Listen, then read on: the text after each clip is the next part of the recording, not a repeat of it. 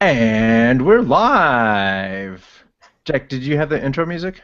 Nope. No? Okay, good. And we're live. Welcome, ladies and gentlemen, to the Sketch Zone podcast. I am Carlos Gomez. And with us, we have a wonderful panel of illustrious artists, starting with Charlie B. Williams III. And he's muted. Well, no crickets, no. We got no, and we have Jack Kasperzak. Now I'm here. Wow, I got a no? Or were you saying no to something? Anyway, I'm here. No, I was saying no because he was muted, and right when I said Jack, Charlie comes in like the Charlie's always ruined it for me. Yeah. Jack, you have a complex with this. Don't worry. I love you, Jack. Complexes come from somewhere. But hello, everyone. I am here. See what I mean? That was Charlie, and we have with us Jack Kasperzak. Hello. Again. And we have next up, we have DaCosta. Sup. It's going down. What do you mean? Wait. Boo? Come on, brother. You can't be like that. It's 2016. 2016! What does that have to do with anything? Don't ask questions, Jack. Just go with it. Justification for the booze. Monsieur Rich Lauzon. He said, "What up?" How dare you? And we are going to have Mike Henry with us as well, but he's having computer trouble, so he's going to join us here in a little bit. Moving on. I think he's over at Steve's house. Yeah. Yeah, right. Breaking the internet out They're there. talking about football and sports. Internet just crashes. So this whole conversation started because during Rich's episode, we got to know Rich and everything, but then once we got off the air, we got into another long conversation about art and art styles, and Rich said that he needed to go to bed because he had to get up early to go to work in the morning, but He was lying. But we were talking about art styles, and it was like half hour, 45 minutes later, and we're still going. So I said, hey, why don't we do this? Let's get a panel together and talk about that very topic. And so if you're listening on the live channel, go ahead and throw some questions on the questions and answer panel. Hit me. But, yeah, guys. Let's talk about art styles and things that could possibly, hang on, I think right before, Mike Henry has officially joined in. And that beautiful background. He is Sponsored by Apple. He's He's showing off the Apple Pencil. He was at nibbling Steve's on house. his Apple Pencil. He was at Steve's house. Oh, You God. see there? San Francisco people. Steve will pop out from behind the curtain. Just Wouldn't that be funny? it's super hilarious. Hello. Shower Hello. It's me. So hey, Mike, are you with us? I am with you. Or can you hear me? Yes, we can. Good. Welcome, Mike. Mike's beard is beautiful. Thank you. Okay, Can't so see it from my shirt. to reiterate, we're having a conversation with Rich after Rich's show, and we're talking about art style and things that that influence your style, things that could make it better, worse, when to call it quits, all that good stuff. So what we wanted to do is, Charlie, Jack, and I agreed that it would be cool to have everyone together and talk about your experience with getting into art, what has affected your style, and that type of conversation. So let's start with the question: what are some of the things that you guys do to develop your style? So this is like a weird ongoing thing, and I think based on our conversation of like last week and talking with Jack and you and how long it went, this is a question I kind of ask myself a lot, and I'm going to be curious to get the rest of the panel's take on this. But one of the things I want to say is like is there a right and wrong way to develop your style, and what does that question really mean in the grand scheme of things? Because I've heard this from a lot of talks I've been to in college, as well as like you just asked it yourself, and I'm still trying to figure out what my style is in terms of like 3D art and how it develops. I know how one progresses, but I wanted to interject that part to it because I don't really know if that's a fair question to ask. Because how does one even go about to figure out their style, or is it just habits that you form? And I know that's kind of like all over the place, but I wanted to ask that because I've heard that question being asked, or students have So asked that basically, question you too. said, I heard your question. I have a better question. It's a Yes, whole bunch of because questions. it's the same question that's always But been asked. So I'm wondering, like, with so, that, how would you even like, how will anybody even know how to answer the question? You like that? I'm sorry. What's the question? Exactly. so the That is, question is, okay, so because you can give a surface answer, but I really want to know what that is, what the whole notion of style is, because so it's going to be different. Let's actually go. So the way you guys are lined up, I have Charlie DaCosta, Jack, Mike, and Rich. That's different. Let me ask you guys this question, and then hopefully it will be able to unfold into the conversation that we're looking to reach into. Right. What do you consider an artist's style? What separates an artist from everyone else? Whoa. Wow. What separates the an answer was artist from style. everyone else? See what I mean? Yeah. Okay, so what do you consider someone's style? Like when someone says, Yeah. this is an art style. Oh, and it's so fresh and different. What makes someone's style different? Are we going in an order, or should I just talk? You started talking, so go for Okay, it. cool, awesome. You win. No, I mean, I feel like we've covered 90 ways we're gonna talk about this without actually. Okay, so I think We're that starting. yeah. So for me, style is largely a funneling, a mixture of all your influences, and your influences can be anything from your favorite dish to your favorite artist to your favorite song you've ever heard. Style is all of that. It's all the input you've gotten and how you're choosing to put it out there. But I actually was working on a thesis that I was going to work on more and actually build into a talk around developing the style, and I came up with, actually I'm going to bring it up because I forgot, so this will get a little bit clearer than my ramblings, but I was trying to come up with like what style is. Wait a minute. Nobody said we had to write a paper on this. No, I was actually writing this like 6 months ago, and I found the note the other day when this conversation came up. So basically, I just broke it down, and I'm not saying I'm right or wrong because I'm still in the process of like solving this entire thing. But what I came up with what I was calling the core loop of personal style, and it's basically what parts of reality are you keeping? Of those parts you are not keeping, how will you solve them? And then how will you reconcile the parts from reality you've kept with the invented solutions? That's basically like how I was trying to break it down. So the way it works, to explain that a little bit more, is you observe reality and you sort of take in some of that. You learn anatomy. You decide certain things aren't really working for you, not necessarily skill-wise, but just from your own personal taste. So you toss certain elements out. You come up with your own solutions for what those things are, your own stylistic solutions, and then you try to reconcile everything that you're keeping from reality with all of these things that you've invented as like, stylistic changes, basically. So that's something that I tried to come up with just to try and explain like what goes through an artist's head when they're drawing a picture, and they're trying to like decide like, okay, this is the way I'm drawing this time, but I kept this from reality, so now how do I bridge that? But doesn't that change each time you draw? Yeah, that to me sounds a little bit more Sounds like like a technique. method. Yeah, Yeah. method. See, gonna say- wait. this is why my question was so Change each weird. time I draw? It Well, doesn't change that's every it. time I draw. It doesn't change, so you draw the same way each time? Well, not that method. I'm saying that methodology doesn't change. Yeah, but wouldn't that be more so technique? Yeah, that's more maybe of an Process. approach. It's process.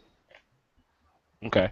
But And this is why that's mincing words, but yeah. that makes sense. But this is why my question was weird and like hard because I've heard high level answers, Your and I'm question like, was weird because Charlie is weird. no. This is the same reason why we came to No, this point now. no. I'm It's just not. Think about it. Think about it. Like, Uh-huh. how do you bridge technique or process from actual someone's style?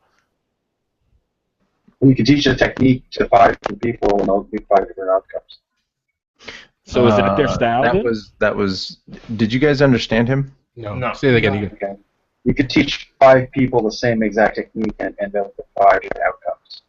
Yes, that's true. Yeah. So is that where I style think comes it in? depends but I think it depends on how rigid you want to stay. Like if you want to learn, how to do, Van Gogh, or any kind of like a cubist style. It's still that there's some kind of rule sets. Like if you want to play jazz, or hip hop, where you want to say it's drum and bass. There's some rules that make that music form, but the style comes out in the individual's flair of, if it's about curves, like how rich are those curves, or are they subtle or are they deep? Because if I look at Mike's style, and then Mike, feel free to correct me if I'm wrong. When I first started watching Mike's stuff, I thought there's Joe Mad in there, and I said Ramos. That's what I said.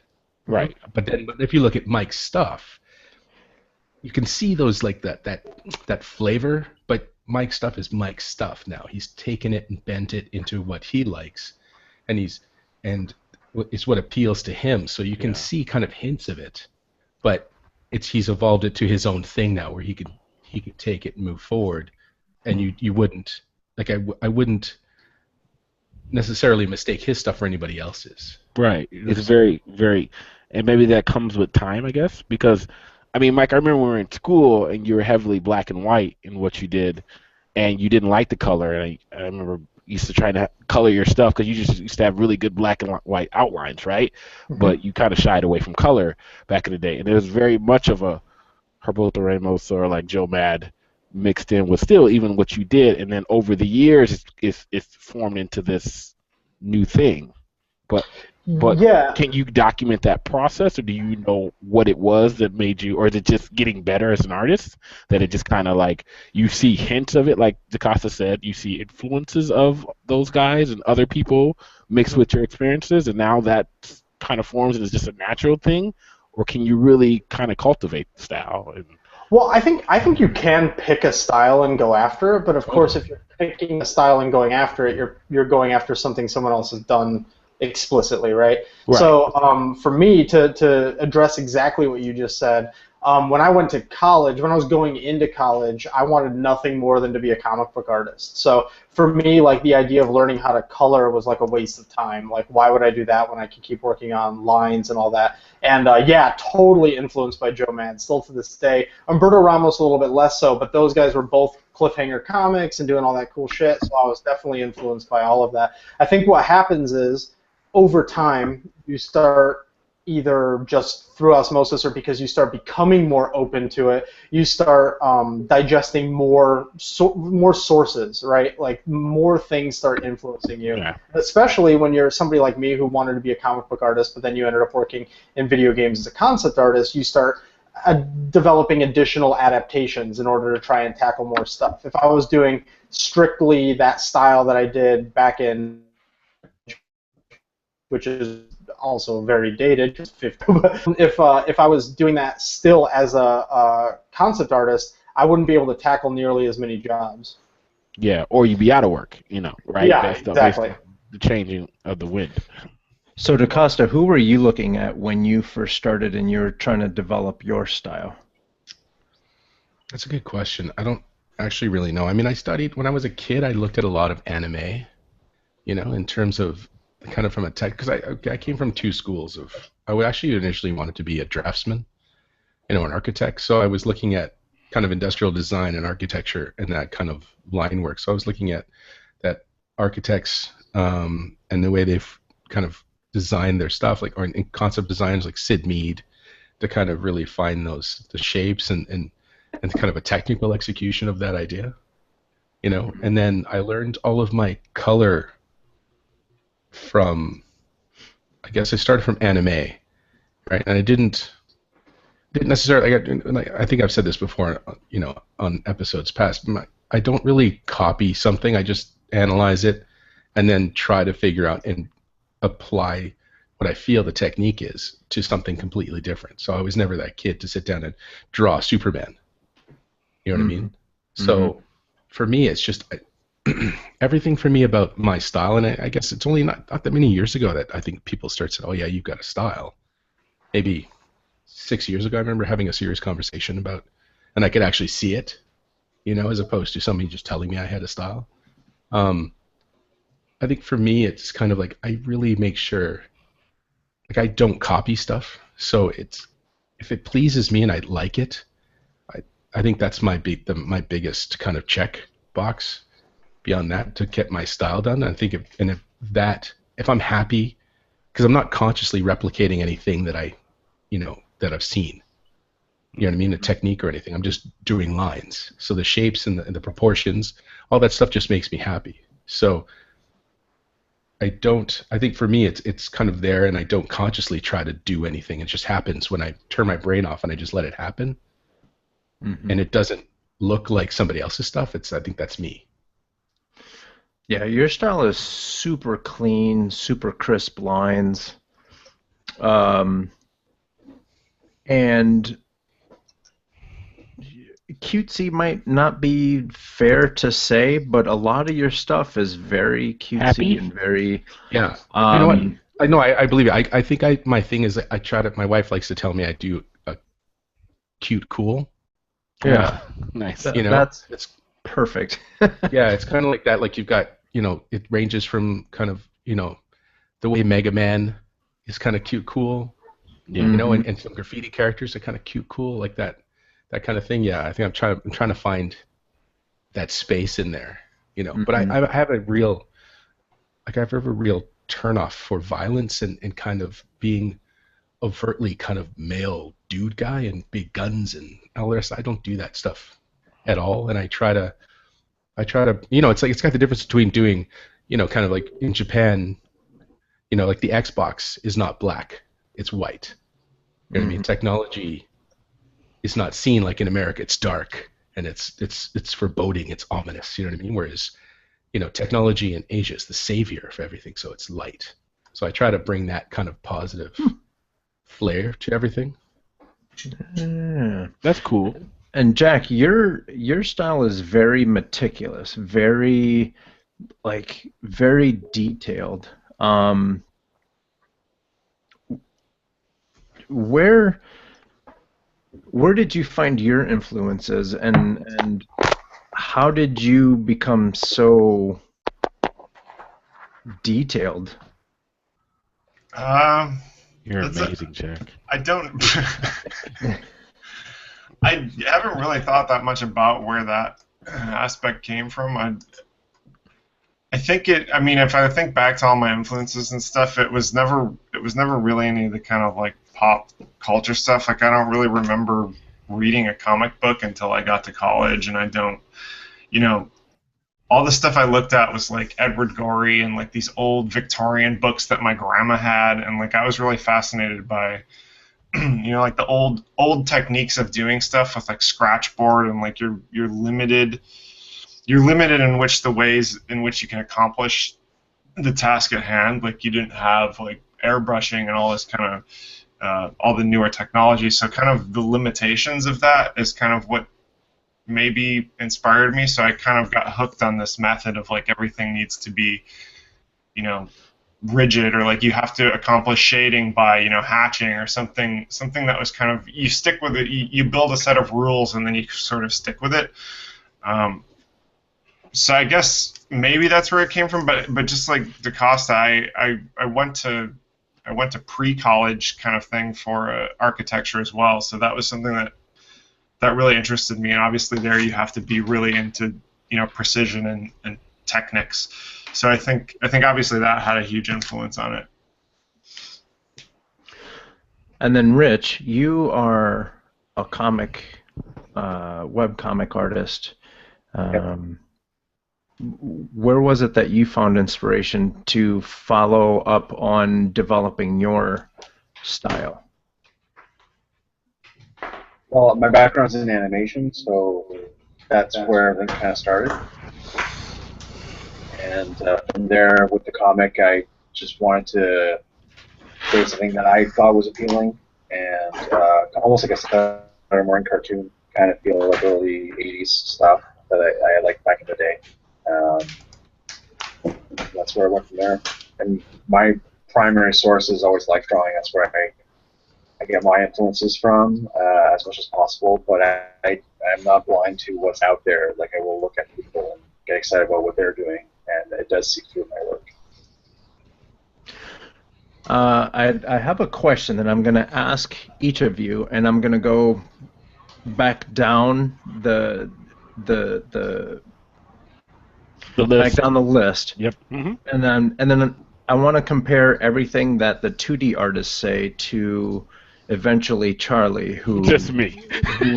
because you're more of a 3D guy than I'm I all think by myself. any one Yeah, of us. Any one of us is. So what I want to do is I want to compare what the 2D guys have to say, see what they have to say if it compares at all, and then compare that to what how a 3D guy looks at his artwork. Does that make sense?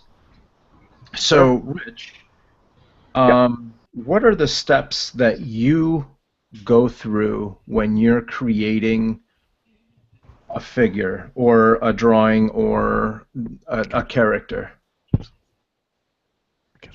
Do you start with do you just create a form and then draw a face in it, or do you start with the circle and the crosshairs? Depends what I'm drawing. If it's something I'm very familiar with, I get to it right away, almost skipping a whole bunch of steps. If it's something I'm not quite familiar with, I will go back to the foundation stuff with line of action and building your blocks and cylinders to try and figure out the form. I find it really depends on what you're trying to draw. If I'm drawing my characters for my webcomic, I just build it off from scratch. That's not a problem. Yeah, cool. Cool. And Mike, you've been going bananas on your new iPad with your Apple Pencil, and so we're able to actually see some of these videos of your drawings unraveling. Is there a certain process that you follow each time that you're creating one of your characters? Yeah, I think so. I think that there's a process, though there might be loose aspects to it. You mentioned circle and crosshairs. I mean, like if the character has a roundish shape, I'll probably start that way. It's about just sort of building the shapes first. And if I'm being really methodical, sort of like I know what I'm doing, it's like super rough sketch, tighter sketch. If it's going straight to paint, then I start blocking in colors, and then just building all my layers and stuff. So yeah, there's definitely a set process to it. Jack? Well, I mean, I guess when I'm doing drawing, it's because I do 3D obviously professionally at work when I was at Digital Domain and at DreamWorks. So when you're doing animation, there's a little bit of a different sense of style. But in terms of like drawing, I remember like when I first kind of started doing characters only in pen and ink. Like I remember not being very confident, and I had to do a lot of like several layers. So I would do a form and block out, the blue pencil or like a really light pencil, and then before I was really confident with kind of how the ink worked and how shading and form needed to be accomplished, I remember having to do, like a tighter detail sketch in pencil, and then I would actually do the ink separately in a different page, like tracing over it so that I could get the detail I wanted, but now I'm kind of to the point where I can just do a rough sketch and then just ink directly on it and erase the really light lines. So I think it's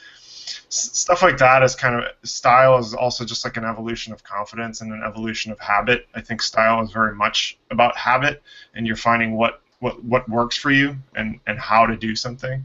And that kind of goes back to what Mike was saying about collecting influences, and it's kind of the amalgamation of everything you've ever learned or seen. But I think in order to develop that style, you have to actually do it and put it in practice, and that kind of forms a habit, and that's kind of what we see in a style. And I remember just recently, actually, Chris Tadine one of my old teachers. Some of you guys know him. He actually mentioned to me, he's like, I was watching Transformers and I saw that character leaping across the ship, and it looked exactly like something you did back in college. And it's funny because I didn't even think of that until he mentioned it. And so with movement and motion and animation, it's a little bit trickier thing because it's not your character design, it's not your model. You're supposedly it's trying to match a kind of cohesive style for the whole film, but I think different shots and different moods and different emotions are definitely assigned to different animators and different artists because I think their personality certainly comes through in that kind of style, even in the way that something moves. Definitely shows through. So I thought that was kind of cool, and I haven't really been able to kind of go through and analyze other work, but he was kind of the first one that kind of pointed it out to me. That is pretty neat. Yeah, totally. They remembered. Yeah. Well, because as soon as he said it, I was like, I knew exactly which thing he was talking about from college, and I was like, yeah, it's very similar, and it has all the same feel, and it's just he knew. I mean, he knew that was mine. I just thought it was really interesting. That's neat. Told you, Christine's like Yoda. I'm telling you. Always said that. Yeah. Dude. DaCosta? I guess it depends on what I'm doing. Like everybody, if I know what I'm kind of going for, I tend to start with a particular, shape language that if it's definitely me thing, then I roll kind of forward from there and just let it happen. I tend to like just drawing and see kind of what happens because I try to, there's always like when you're doing hands in particular poses, I never shy away from odd poses, because there's stuff you just kind of want to stay away from, like hands or whatever. But I full on like smack my head against that rock every time, and I love getting the weird foreshortened angles, and I just think if I can't put it in a cheesy pose, it just I just put it in I just do what I have to do to get that pose kind of done. I've got a couple of friends that draw. Well, my friend specifically Steve Rolston is a comic artist, and he draws stuff, and his style is so kind of like in the moment. You know what I mean? In the hand position, it's not like the typical comic kind of two fingers together. He just does natural looking drawings, and I'm always amazed at how his stuff just looks like it was a snapshot in the moment. The leg and the fold, the angles of the fingers, the walking style is just there. So every time I draw stuff, I try to kind of let it happen and just kind of let it flow as much as possible. And then sometimes I push myself out of my comfort zone and just kind of scribble the crap out of everything and then look for lines, do what's called looking for finding lines, and then you think, oh, that's kind of cool. And then you change it up and go there. And then I just, if it's going to vector, I clean the hell out of it, But I usually end up doing kind of a rough, scribbly rough, and then I clean it up until the point where I feel I kind of know what it is, and then I digitally ink it in Illustrator. If that answers the question.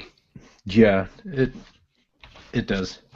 So one of the common things that everyone was talking about was you kind of start with the shape, and then you build off of these shapes. Charlie, is that how you approach your creations in 3D?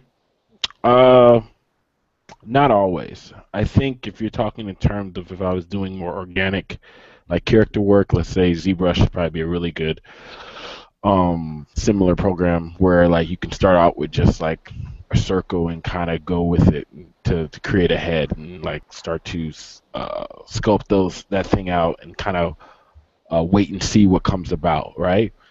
That's very character artists can do that type of thing where it's similar to drawing a character where it's like I'm going to try shapes, I'm going to push and pull things similar to what a sculptor would do, and then kind of see what comes out, and not have a set like, oh, I'm making this kind of character or making this type of female, and you can kind of do that. It's a little bit more free form with that. When you get into like more hard surface and and environmental type things, and similar to what maybe I would do, or like a Steve Tukosky would Tukosky would do. I can't talk today. Sorry, Steve. Yeah, I'm butchering your name, and every other one's another stat. But something like Steve would do, or something like that, when you're doing, or Justin would do with like a robot. You can definitely go into that, like, let's throw some shapes together and see what happens, and then there could be like a cool silhouette that you can then build on. But I find it that it's a little different when you're doing environmental work. If I have to make a scene, that style sometimes doesn't come out toward the middle or end, depending on when you start your lighting and stuff like that, and how light plays on form and stuff like that. I definitely feel that over the years, I've gone to the approach of, like, I had a real bad problem when I first started off, of over focusing in one area or one thing, instead of doing stuff in more broad strokes, if that makes sense. Blocking out what you guys would call a, like, sketch or a circle with the crosshairs to start off with. I would call that maybe a gray box that doesn't really have any form to it, but it has, let's call it milestones of where you want the design to go. Square boxes and shapes of where you want that room to be, if it's a laboratory or if it's a dark and wet cave or something like that. And I want certain stalactites to, like, be prominent. Then, in my gray box phase, I'll have larger objects that would be there, so that, and then I can, like, do maybe a quick lighting pass to figure out how those objects play, and then go from broad to very, very detailed. So, and then you can get a style as that comes about. Texturing's the same way. If I'm texturing an object or something, now I do a lot of stuff where I'm texturing on the model, so I can start building up materials and stuff until I get what I like, and happy accidents always happen, which work for the best. So there's some things that are very similar, but other things you have to be I think there's a little bit more planning that has to go out, especially when you're doing environmental from, like, maybe a character. And even with a character, if you're getting very specific to, like, realistic stuff, especially for, like, but I'm sure Jack can speak on this, with more realistic styles of, like, 3D, they have to have some type of plan going into it, in order to, like, get what they're looking for. I hope that makes sense.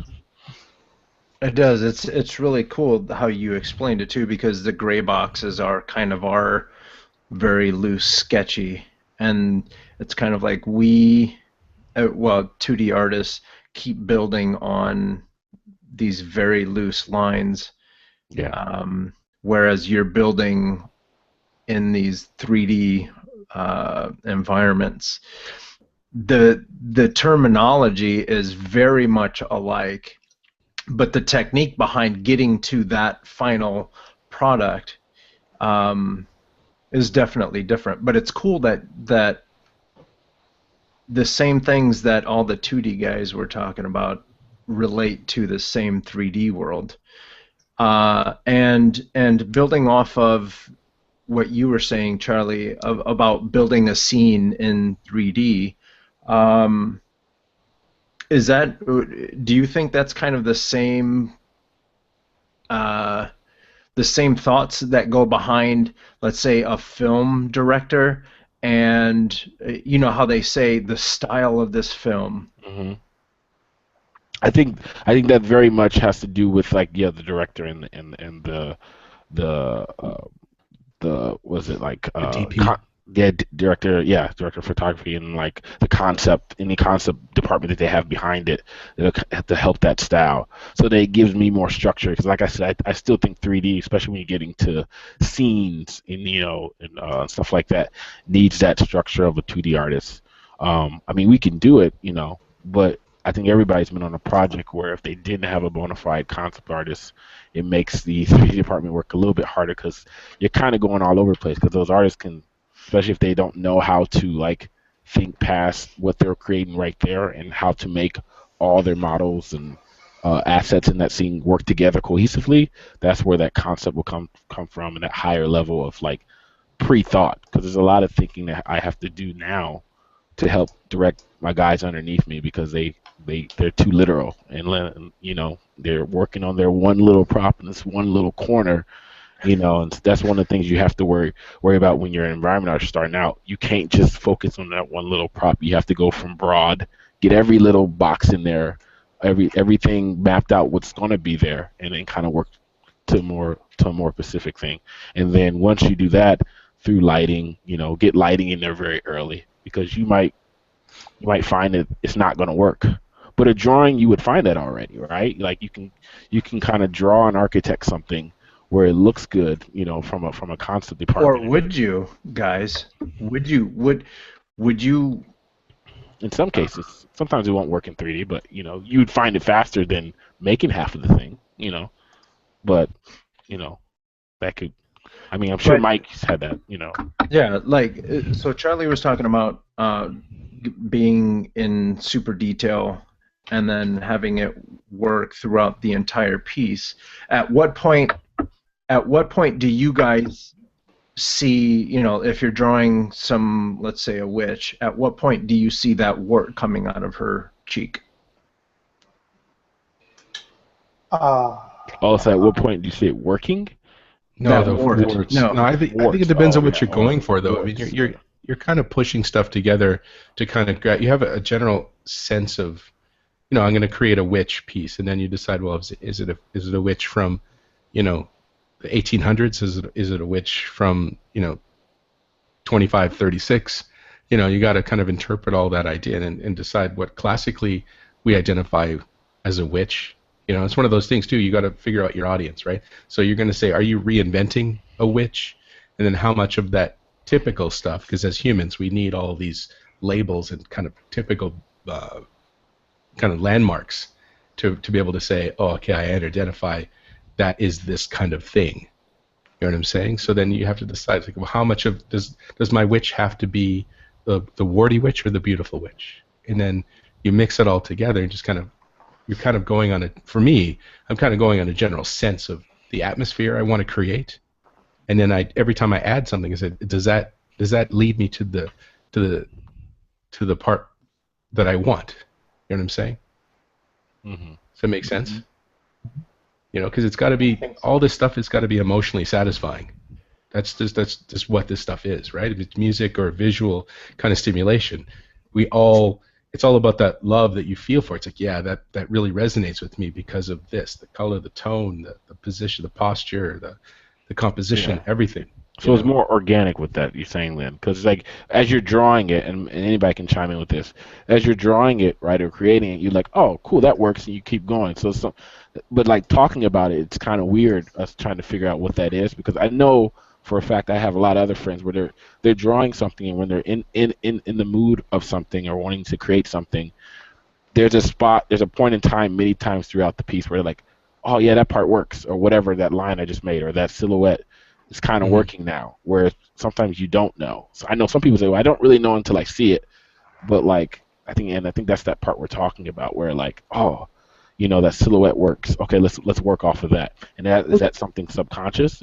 Or what do you got to say, Mike? You're saying well, I was just going to say, I think I think a witch is an excellent example, and I think some of what Carlos is asking about with like when do you see the wart, and like what DaCosta's saying, which is there are some things that you need to borrow. I think that when you set out to draw a piece, if you at least know what the subject matter is and you're not just drawing for shits and giggles, you sort of have a mental checklist already of what's going to be in the piece. So like with a witch, you're like, well, okay, I know what people recognize a witch to be, so I'll probably get a pointy nose somewhere in there and a pointy hat and like some warts and maybe some scraggly hair. But then when you're actually going in to do the piece, you're sort of thinking as each individual element, what's my version of this going to be? So like when you're going through the checklist and you're like pointy hat, it's like, okay, well there's 90 ways I can draw a pointy hat on this one. What's it going to be? And then how does that work with the head shape? And then I've decided that she's got to have a pointy nose, but can it be a long pointy nose or a little pointy nose? You sort of start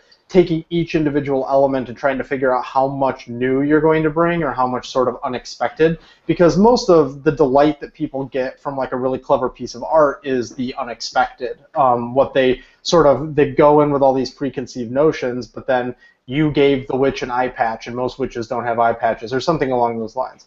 And I think that that's None sort of them of do, Mike. None of them. not at all. By the way, tonight I'm totally drawing a witch with an eye patch. But anyways, Totally. but I think that there's to sort of talk about the way a 3D artist might do it and the way a 2D artist might do it. I think that you're right that there's a different process, but I think that there's still a methodical checklist. It's just a 3D artist. Well, when a 3D artist is completely just being artistic, that's one thing. But if a 3D artist has to take like a concept and translate it, they've got like a blueprint that they have to follow, and depending on what the project is, they either have to follow it super closely or they get to have fun with it or whatever it is. Whereas I think a 2D artist, when they're trying to create the thing from scratch, they're going through the known checklist, but then they're reevaluating the definition of each one of those knowns, like as they're drawing the picture. Totally. You're muted, Chip. You're muted, Charlie. I hate this mute button. It's the worst mute button ever. It rubs against you and mutes.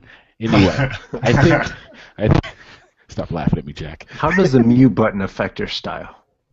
Well, I had a really good it point. seems. No. Silencing my voice, my artistic voice. My artistic muse. No, I think Mike had a really good point there, and I think where style could come out even more for 3D artists would be like a lot of times, we'll use game as a example. A lot of times, game artists would have, like Mike said, set rules that they have to stay in. But I think everybody, or if you've ever been at a studio, or have ever seen work, you can see that like even though those artists have those set rules, the more senior level artists, or what makes great artists great is that within those rules they do a little bit different. Like their lighting looks a little softer in just the right places, or their texture work looks a little bit more pristine where it should be, or it tells a story within the story that you're trying to tell. And I think for 3D, that's where like style can come out. Like if you're a character artist and you have to create, a pirate, that has a back problem that's kind of rickety and like it's half cybernetic or whatever you want to go with, right? The way they create that, because you can have 50 different of those types, but the way the artist takes the critique from the art director and makes that face either more pleasing, I don't know what the word you want to use there, is where style comes in. Even though you have those strict rules, because sometimes you have really, really strict confines and poly counts that you have to be in. But even if we go back in the day where we didn't have these super detailed games, but artists was able to do so much more with like,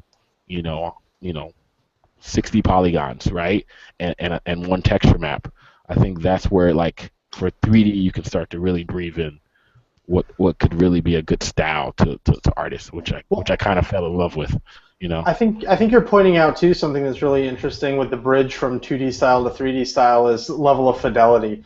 A lot of the times a 3D artist, depending on how fast a project is going, won't actually get that great of a concept from the concept team. They might get something that is more of an impression, and then they have to, because they've already built, let's say, 20 of the characters from the game, they're just getting that impression, and now they have to take what they've done in their 3D modeling history on the project and apply it to this impression. So you get something like somebody just fudges in a nose, but this is like a super high detail game, so you've got to make sure that nose is completely fleshed out. What are you going to do with it, Same with environments. I mean, I don't know how many times I've gotten like if you go I won't say Feng Zhu because he still has pretty detailed work, but I'm trying to think of another concept artist that's online in games. But a lot of the concepts that I've seen for different games, they've had amazing concept art, but the concept art is almost like an impressionistic type deal. It was like the snake, the snake stuff, like.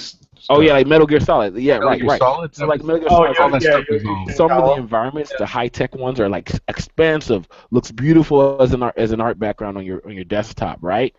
But whatever environment artists that had to change that concept into something that's plausible with all the technical grebo that goes on the walls, or like if a scene had a vast landscape and you had to figure out what that mountain looked like and how it worked and kind of still have the same life as the concept. It's really hard because I've seen students try to zoom in on an impressionistic like piece that they want to use for like inspiration. I'm like, what are you doing there? Because that's literally a blob in Photoshop. And then he hits So him you with the make- knuckles with a ruler. like stop looking at it and go look at reference. So I think reference is another big thing for 3D art. And it's referencing real life, right? Like I'm doing some sci-fi stuff at work, and I've been looking at like insides of like CD players and stuff like that for like reference on like really cool technical things of how things move, so that I can kind of try to transfer that into like something that hasn't been done before. Like it's so one of the reasons why I always talk about Pinterest on here is because the reference can be endless, not just for concept and 2D stuff. See how I threw Pinterest in there, Jack? You I like see that, what right? you did there. Good, I see what you did. good what I do, Jack. So like, but like you can literally use Pinterest as like Google now, and like if I want to look up, like different types of bike chains or something like that, and just or pulley systems and stuff like that. I put in for artists today because they didn't believe me how well you can look stuff up, and you can find different things so that you can say, okay, cool. Well, this is how this joint works, or this is how this, engine piece work. How can we transfer that into something that would be cool, right? And that's how you can kind of infuse reference with concept to kind of produce something that you may have not seen before. And now that you bring up Pinterest, I wanted to see what you guys what are some of the things that you guys do to help develop your style? Ooh, good Draw. question. Draw. Just do it every day. I open up Pinterest, whatever shows up first, I draw it. Nice. And then I put a smiley face on it. Somewhere.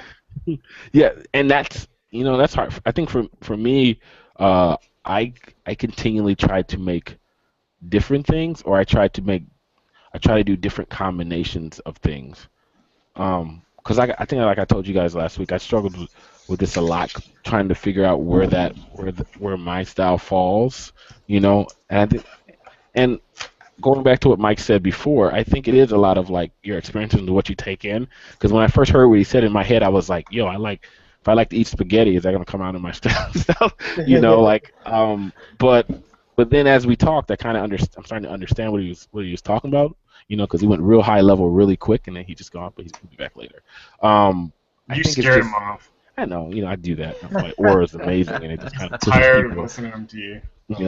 So like I think that's one of the ways I kind of do it. I kind of try to fuse things. Oh, there's a really cool bonsai tree. I love that the way that photographer did that.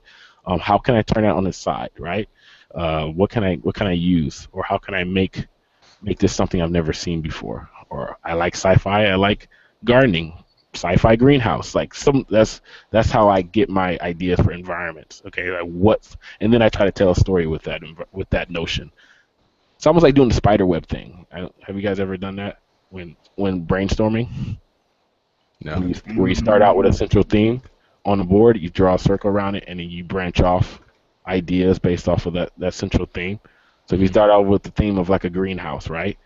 And then you start off, and somebody else says, okay, what year? And you say 1927. And somebody else thinks about what happened in 1927. How does that relate to a greenhouse? And then you kind of try to build out a scene based off of that. We've done that. It's like That's pretty cool. It's like a game for game development. Oh, okay. Like you do for level design classes and stuff like that. How do you get to a notion? Or if you say your story is about the hero's journey. Well, if I say it's the hero's journey, and that's the overarching theme that most movies do, right? And you're trying to come up with a game. All right, you're going to do a hero's journey. He's going to go through a learning part of his life. He's going to fall. He's going to have a redemption. He's going to have an ending. Okay, right? That's the great. All right, now put that hero's journey in 1974 in Brooklyn. What happens then, right? And then start branching out from there. And that can create like a style, or give you the basis of something. It's a guideline. It's not, but it gives you a basis of something. And then you move into art development. What does that look like? What is that type of? Is it this time period? What is?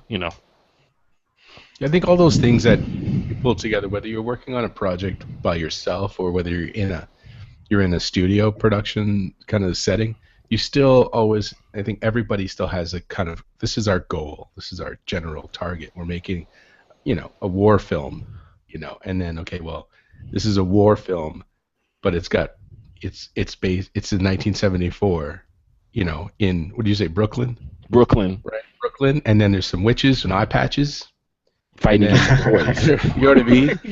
So you like, just got to throw it in there. But I think it's one of those, you always go through the process, whether you've got 20 people discussing it, everybody, that's, what Charlie was saying before, but you've got concept art, and that gives you the general tone, the direction you want to go for. Is this a dark piece? Is this the whole mood of the whole show? Is it like you can do it like a cave with stalagmites and stalactites and all, but now all of a sudden it's, instead of dark rock, it's all candy. And it's crystal and light, and there's, that kind of idea. So the shapes can totally change, and the tone can bring that out. But it's just about the discussion of where that goes, and is the group or your central thought, is that staying on track? You know what I mean? That kind of idea. But it's all about that artist brief. So this is the design brief. This is what we're going for. And are the elements that we're adding contributing to the positive, like, resolution of that question? You just made my idea happy, DeCosta. Yeah, totally, right? I just pictured everything being peppermint. Like, right? You just totally changed my, like, cave thing. Something. That's the way it is. Peppermint. That's how it works, right? So it's kind of like your interpretation. I think people's interpretations of, and it's the difference between trying to be in a production studio where you have, like, everybody's trying to kind of blend together into a style, have a common objective, or an individual artist. You say, okay, I'm going to draw my version of a garbage truck, and what does that mean? And you totally just satisfy yourself and totally do what you want to do, and you interpret your interpretation of that, what a garbage truck is, the style, how big the tires are, like, the proportions, the ratio. Because if you want to do hyper realistic, or you want to do completely crazy chaos cartoony, it's that thing that you do that is just like, that's your flavor on it. You know what I mean? That's those are those kind of things. And I think, I guess it's all about when you put together we all draw shape and form, and it's the choice that you make. So that's the way, I'm going to choose this to draw the old lady in her walker. Right, she's bent and distorted like that, and then, okay, well, are you going to use contour lines? Or are you going to just use adding values with shading? Are you going to do it in color? Are you going to do it in black and white? Are you doing it, super rough techniques and pasto? Or what are you using?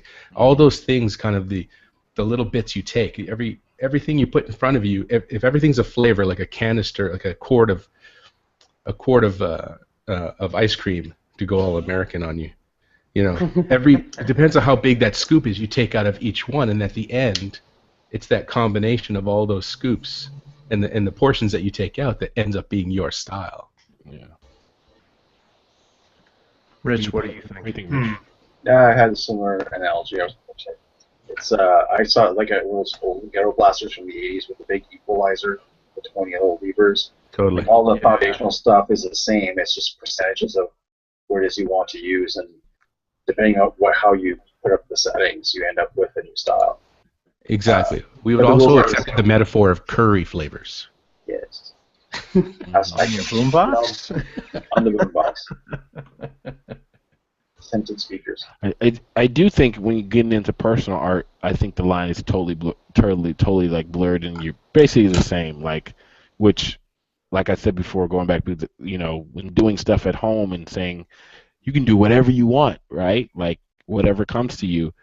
I think that's like 10 times harder for me, because I'm so ingrained in being a production artist. I can make anything at work, but at home, I have so many ideas, as you guys probably know, in terms of like how I talk.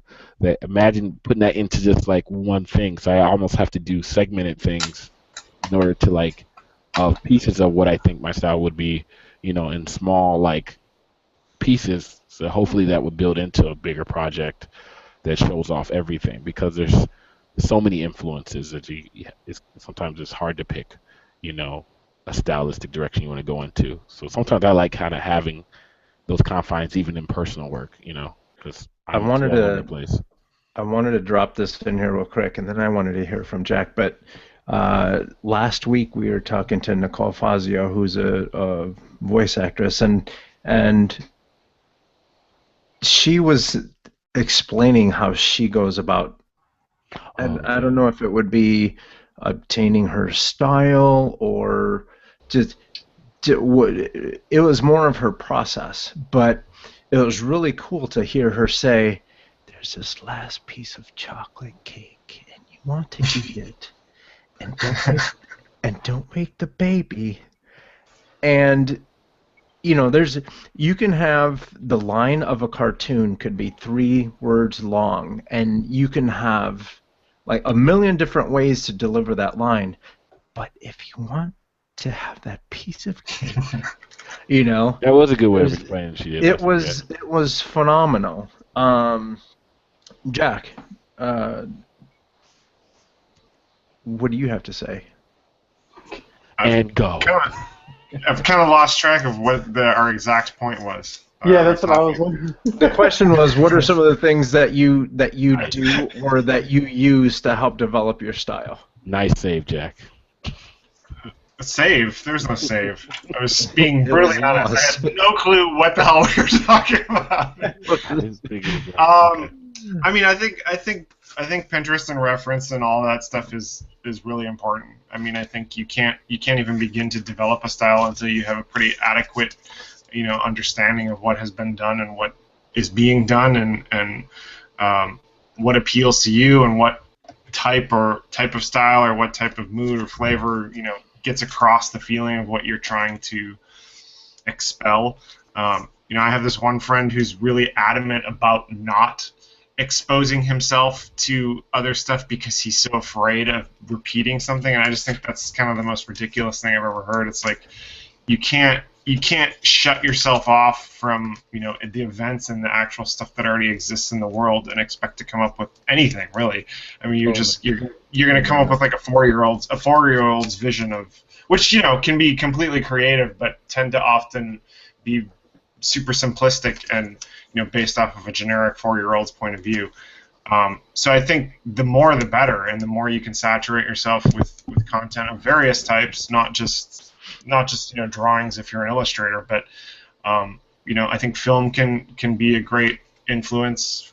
Food to some extent, travel, fashion. I mean, there's so many things that can influence your style, and I just think being educated in general just about kind of what other people are thinking, what other people are doing, and it can be overwhelming because I know that more than one of us kind of has the internet paralysis where you go online to do some research or to get inspired and you end up just coming away really depressed because there's so much out there, and there's so many various styles and so many people that are so good, but I think that's kind of the stumbling block of art in general. That's the quandary of the blank canvas.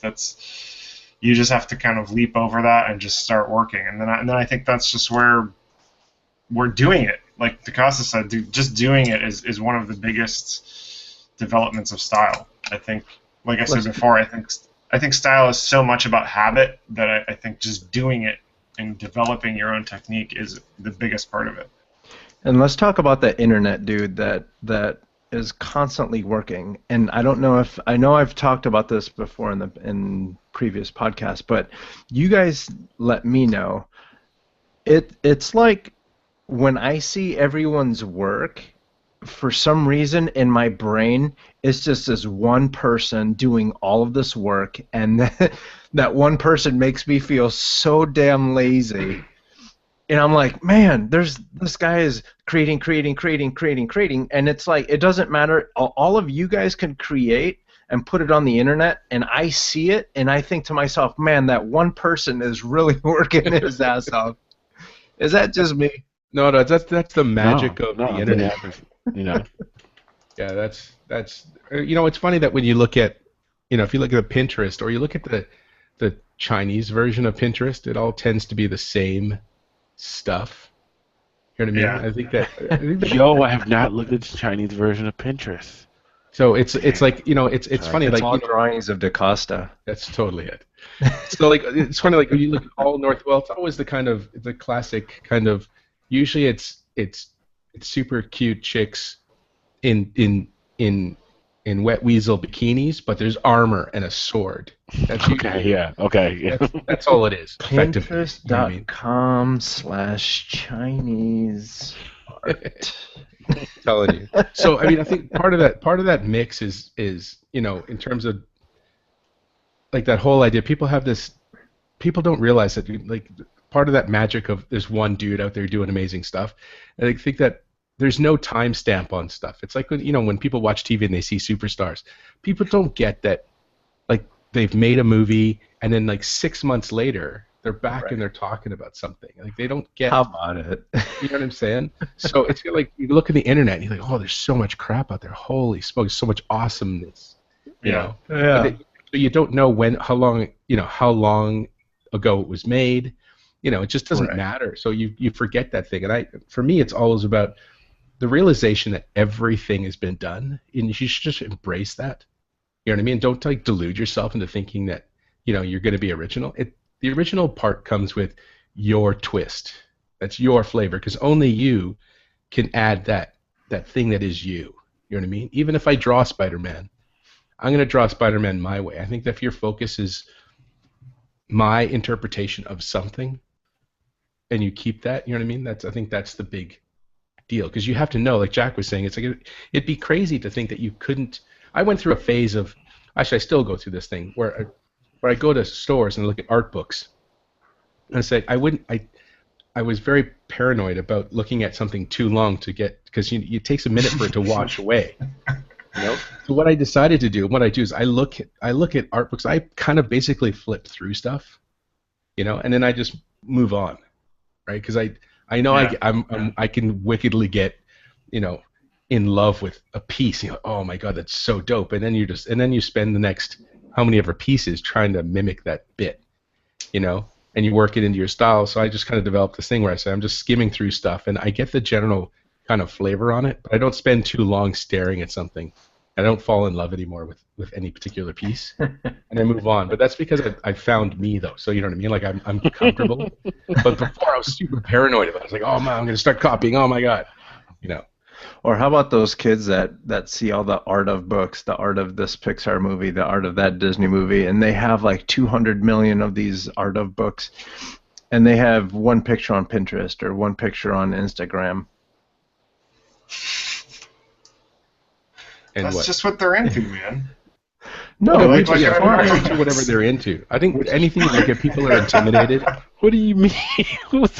you haven't. Okay, so I think we all know someone that's like this, where their collection of art books is way more important than them actually getting to draw. Oh, okay. Uh, Yeah. Because I have a huge collection of art books. I was just like, what I got a ridiculous. Yeah, look at Chad. That's why. Yeah, Charlie, put your arm sleeves down. I was about to box. No. Oh no. What's I was like, what are you saying? wrong with my art Our books? books? What you mean, our books? We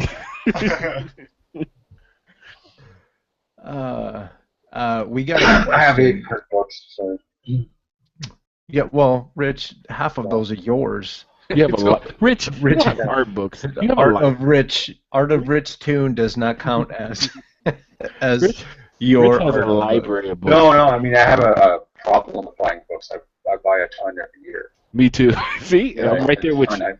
Last count, I was 800 books. See, you have 800. Yeah, I Yeah. can't imagine. Have you ever tried to add up all those books? No, I had to move them once. That was scary. Yeah. Yeah, you don't want to have to move. I just finished moving my entire Rich collection. is that friend Rich you actually avoid. sold the house that he's in right now. He doesn't live there anymore. All his books are still there, though. Is it? Nice. So I have a question from the question and answer panel. Yes. What? There's one person watching? Look, 1.5. A lot of Thank people. you. It's Steve. Yeah. It's Steve. A new artist always asks, when do I know I have achieved my style? When you stop asking that question. Totally. That's probably actually the right answer, I think. I think I've heard somebody say Yeah. that. I can't take credit for that answer, but I think I've heard because I said that because I think that's said this at the top of the show. That's that main question that artists ask. But I think I think it's when you stop looking for it. yeah, Mike Yeah. mentioned it too. It's Yeah. like a combination of time plus influences that it kind of Just- happens. Like kind of gets Yeah, birthed I like mean, a it's- baby. And No, it's kind of like I don't think you stop. I don't think you stop looking for your style because it's always evolving. But you stop questioning whether you have a Have style. Yeah. You know what I mean? Yeah. I think that's the thing.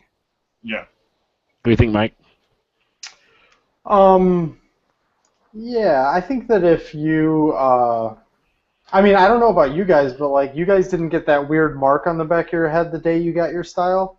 Because I woke up in the middle of the night with a With that thing. stamp. Oh, okay, never mind. No, I think, Do you jack in yeah, to I get do. your That's style why. at night?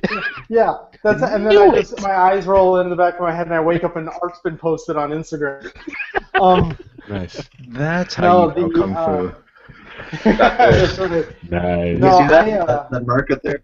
That's Oh, my yeah. mark. Oh, you That's jacking- my mark. He's got it. Yeah, You see, go from the that's front? what I'm talking about. Yeah. Yeah, I have the Should be in the thing back. to cover it up right now.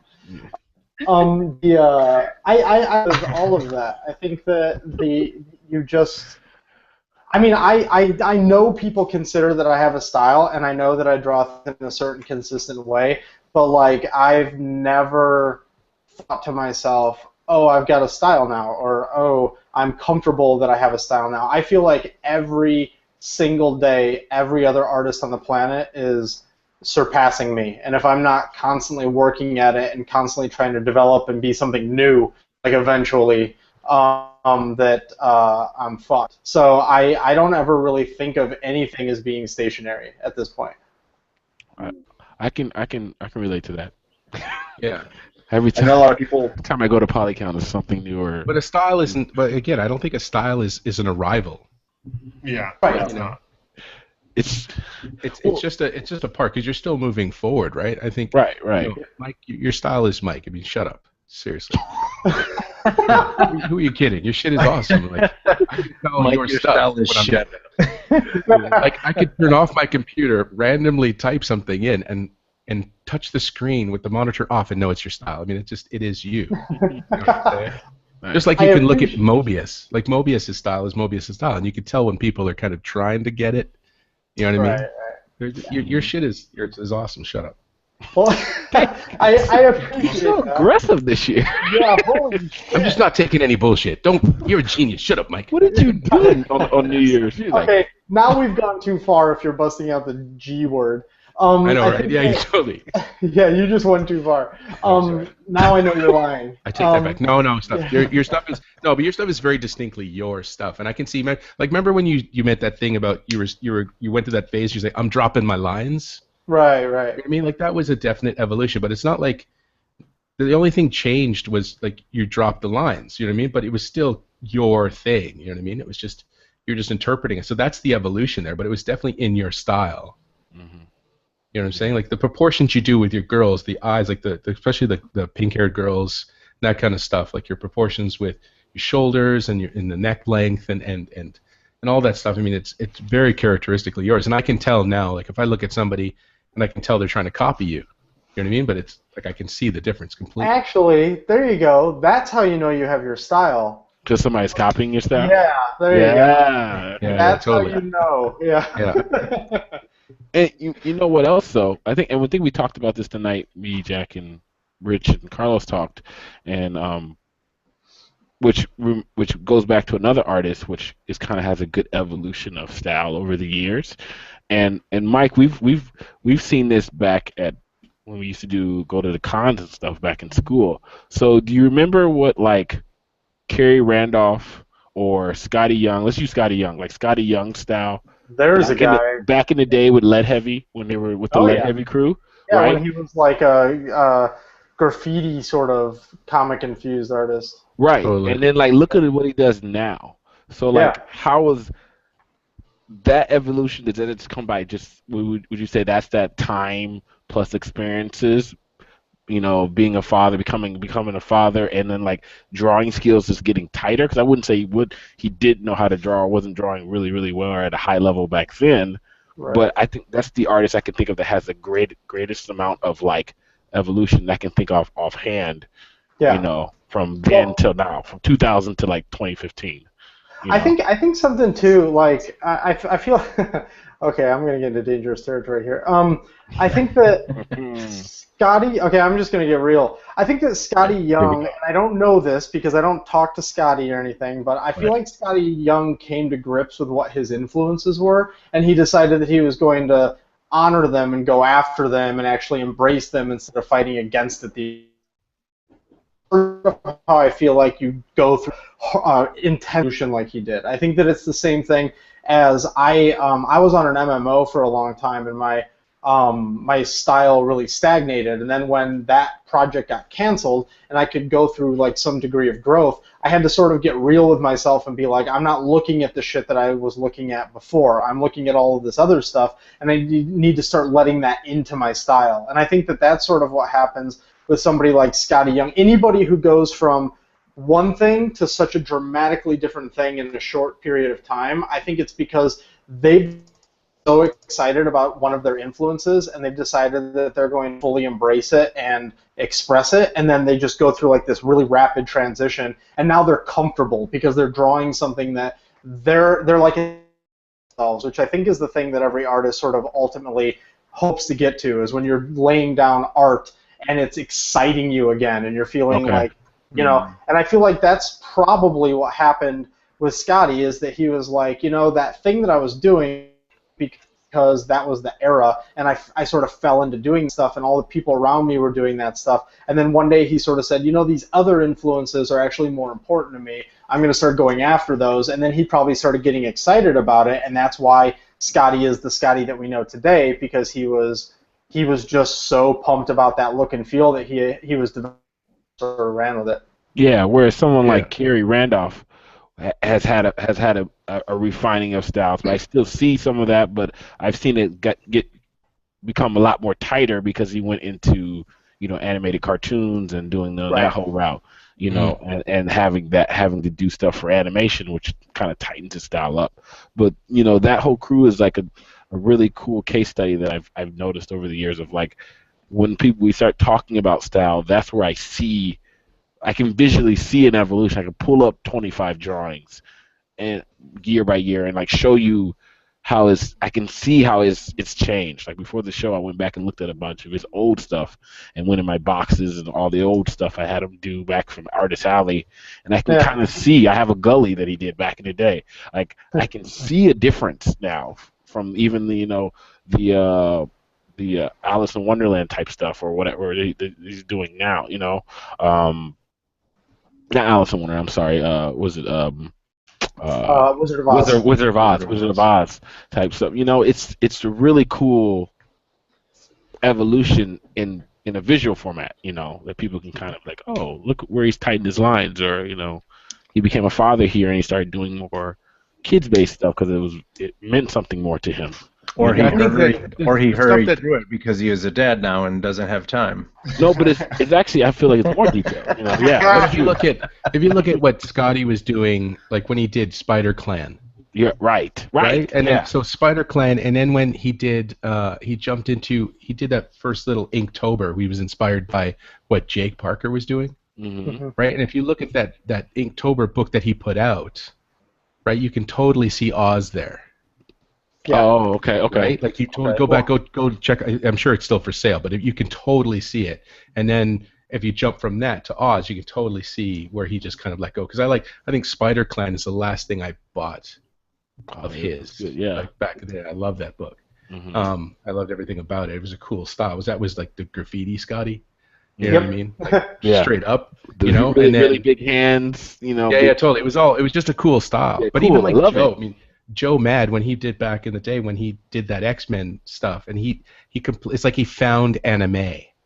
Mm-hmm. And then he said, I'm going to do all this anime stuff. And he started adopting, kind of techniques and shape language from anime style. And then it became like that evolved and went through X-Men. And then you can see as soon as he's dropped Battle Chasers, it was like that was all Game over changer. him. That was his take on it. But you could see the influences in some of his pieces even. It's like, I know where that's from, or that reference. He was pulling from the lexicon, I guess. Yeah. Of that genre, because anime became that thing that just influenced all of the world. Mm-hmm. It wasn't Well, a little sorry. thing anymore. Go ahead. Sorry if I cut you off. My internet freaked out in the middle of that sentence. So sorry. I was going to say real quick too. The thing that about Joe Mad. So as the resident Joe Mad expert on the panel, I think that not only did he have the Take anime that title? Yeah, I just took it. Yoink! Mr. Joe Mad.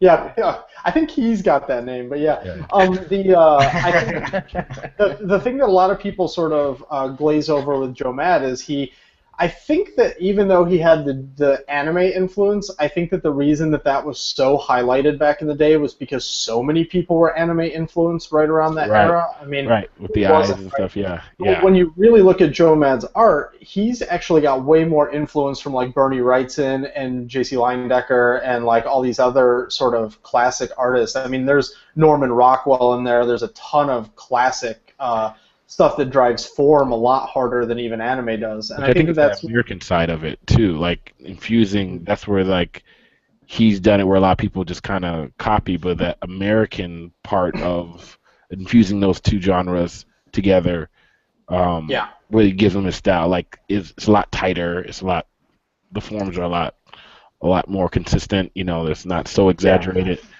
Yeah, his shape, the mass he puts into something, I feel like that is straight like Wrightson / Leyendecker. Like I think that's sort of that thing that we were talking about at the very beginning of the podcast. All your influences and go back. When young artists ask me, hang on. At the very beginning of the podcast, and then start from there. Yeah, you froze. Okay, at the very beginning of the podcast when we were talking about funneling all of your influences in, when young artists ask me what they should be looking at, I just tell them everything. I mean, you never fucking know when something is going to end up influencing you, and I think that's when I start rattling off people. Like, I'm a big Leyendecker fan, too, and I think that's when you start saying that to young kids that just watched Afro Samurai, and they're totally stoked about animation right now. It's like, I get it. I was there, too. Like, everybody sees the thing that's super exciting, but like go back and check out like this, and this from 100 years ago and see how that applies to the thing you just watched, and then try to extrapolate why to where they are. Yeah.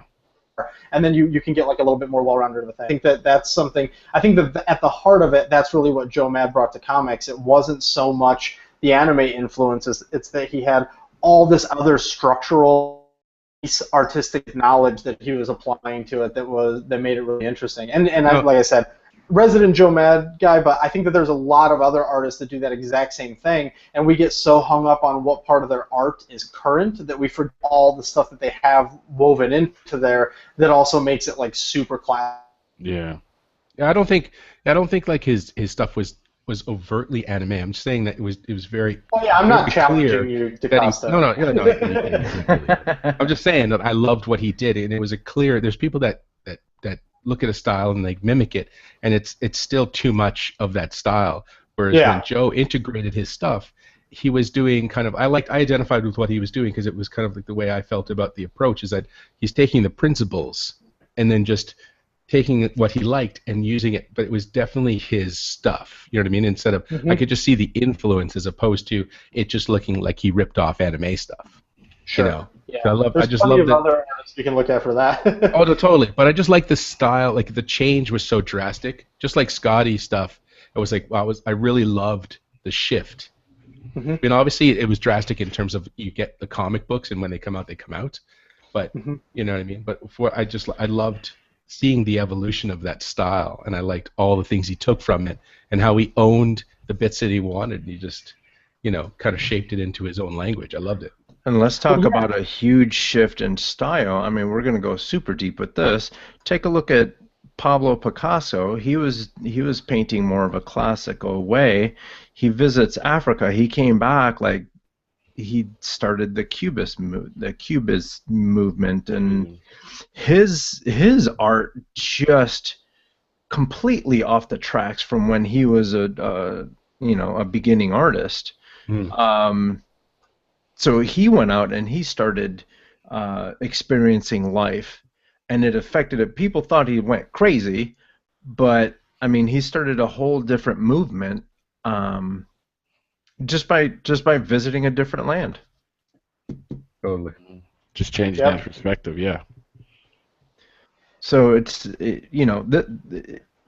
investigating different styles and stuff is in the history books. Right now we're looking at comic books and stuff, but it's not just happening to the artists that we know today. This has been happening since forever. Well, yeah, I think that we also need to acknowledge the fact that the reason any artist really starts doing what they do is because they love it.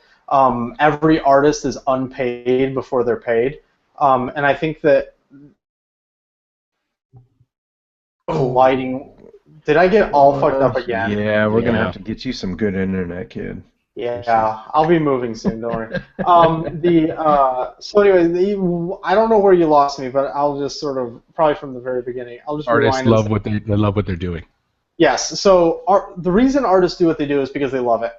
Every artist is an unpaid artist before they start getting paid, and you do it for no reason other than the fact that you're getting some sort of thrill. And I think that part of that thrill is also when you fall in love with just other things you see, and you have to sort of have it in like the best way an artist can, which is to try and like replicate it and draw it and understand it and try to figure it out. And I think that when you you take a trip somewhere or you just Google search something and you're exposed to something, or a friend of yours shows you something, I feel like something that excites you and really fires those parts of your brain, your like instant reaction is like, I gotta go draw, or I gotta replicate that, or I gotta start seeing what I can do to like figure that out and add it to what I'm doing.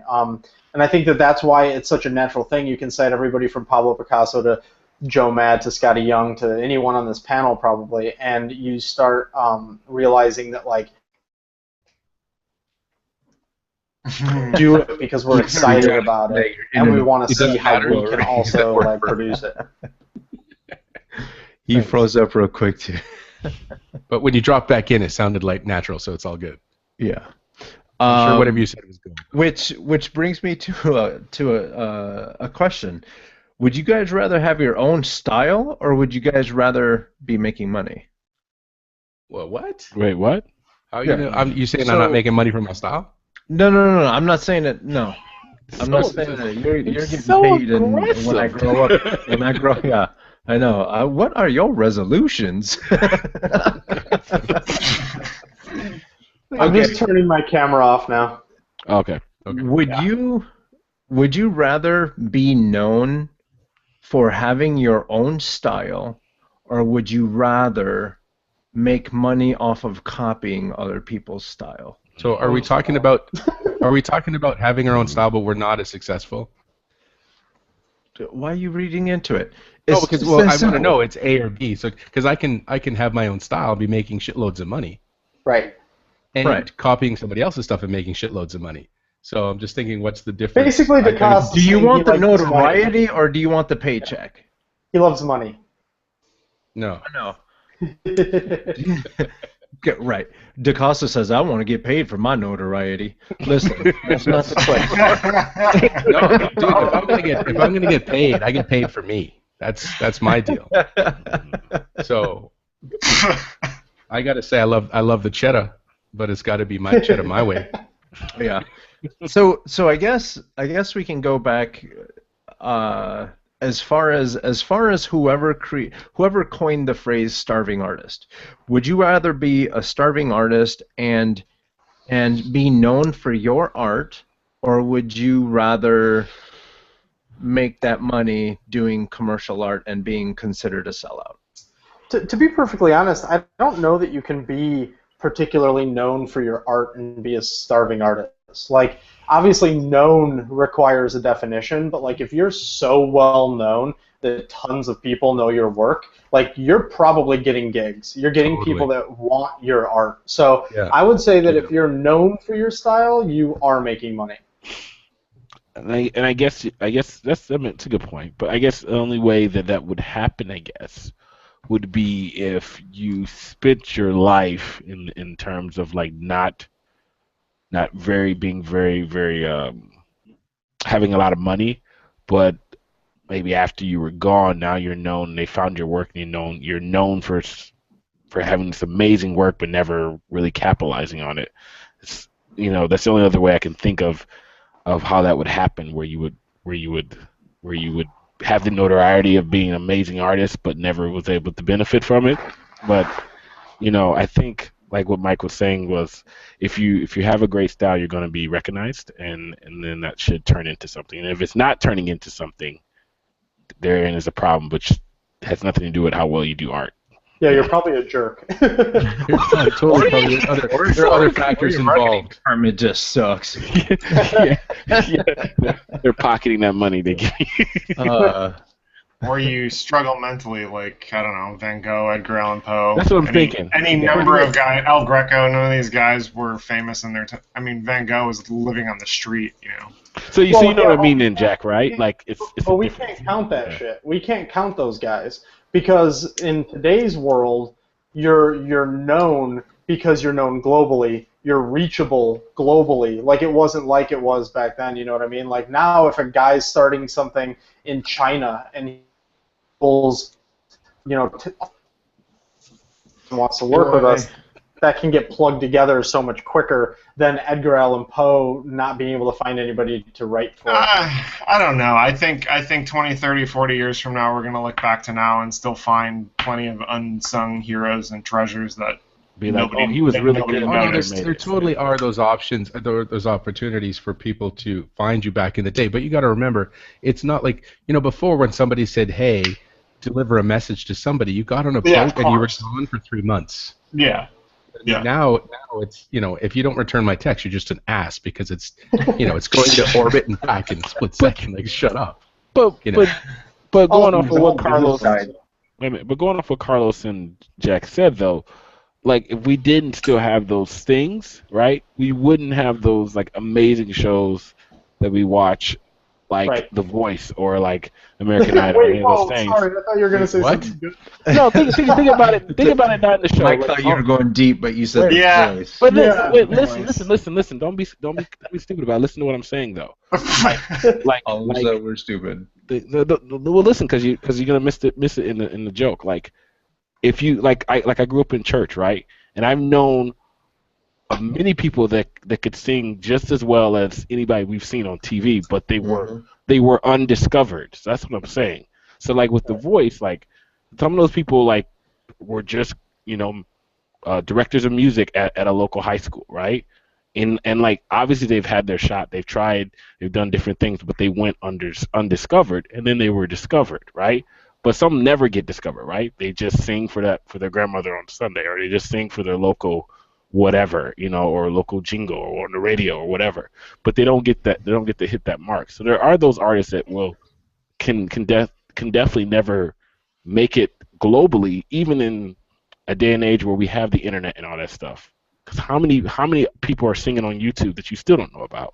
No, of course, yeah, but that's the complication of being lost in the noise, right? I think so it can still happen though. It can totally still happen because there's too much out there. But it's the difference between not having access or having exposure, in the sense that there wasn't the ability, the tools out there to broadcast at a wide level. and then getting into like who wants to be a Beyonce is a different. That's a personality mix as well. No, but they're an artist, so they still want to be notarized for their craft. Their artistry is based off their image, not their output. No, the artistry is based off their talent, not just their. And this is a rabbit hole. This is a rabbit hole that could go super, super deep. There is a lot of truth to what Mike is trying to say, and that is if you don't have the look, you're not going to get on. Right. If you're not willing to, and unfortunately for the ladies, it's this, and I wish it was not the case, but it time and time again it is. It's are you willing to show your ass to the public? Because you could have two girls, you could have two ladies who sing just as good as the other one. Right. The one who gets undressed fastest is the one that gets the record. Yeah, but that's a very '90s way of looking at it. Because then people like Adele would never be on. So why is Adele so famous then? Adele is absolutely beautiful. She really is. But you gotta look at the target market. She doesn't fit the mold normally. I'm not saying she's not beautiful. Of course she's beautiful. But to what you just said, it'd be on. Here's a story that cracks me up every time I think about it. We talked about it on the year-end show just a touch, but urine show? On the urine show? Urine show. Where oh my gosh. Anyway. Is that the show where you got mad? There's this artist by the name of Rhymefest. This guy wins award after award after award for writing music.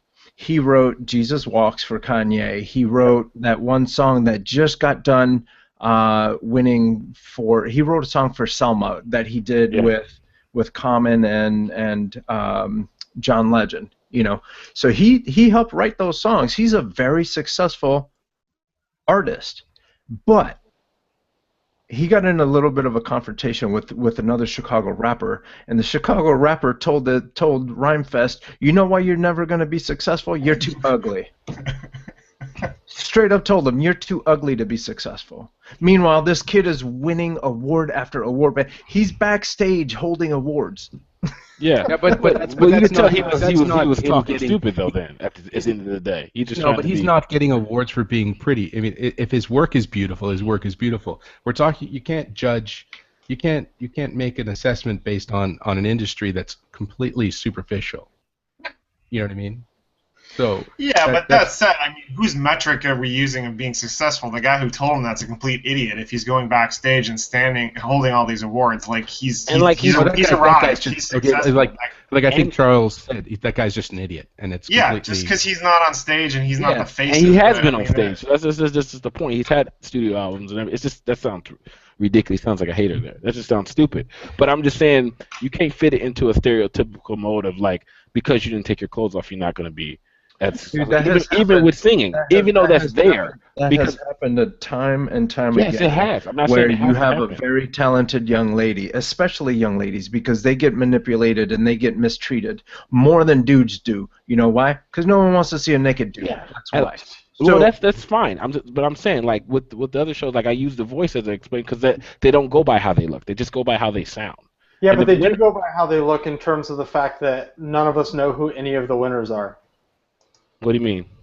I don't know any records or any singles or anything by any of those people. They won a competition, but that doesn't mean anything.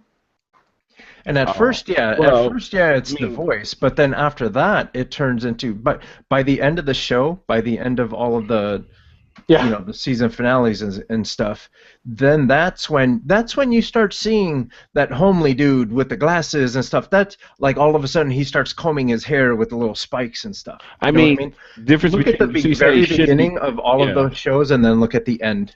Yeah. You can rip the show apart, but the point still arrives with what I go back to saying with Adele, right?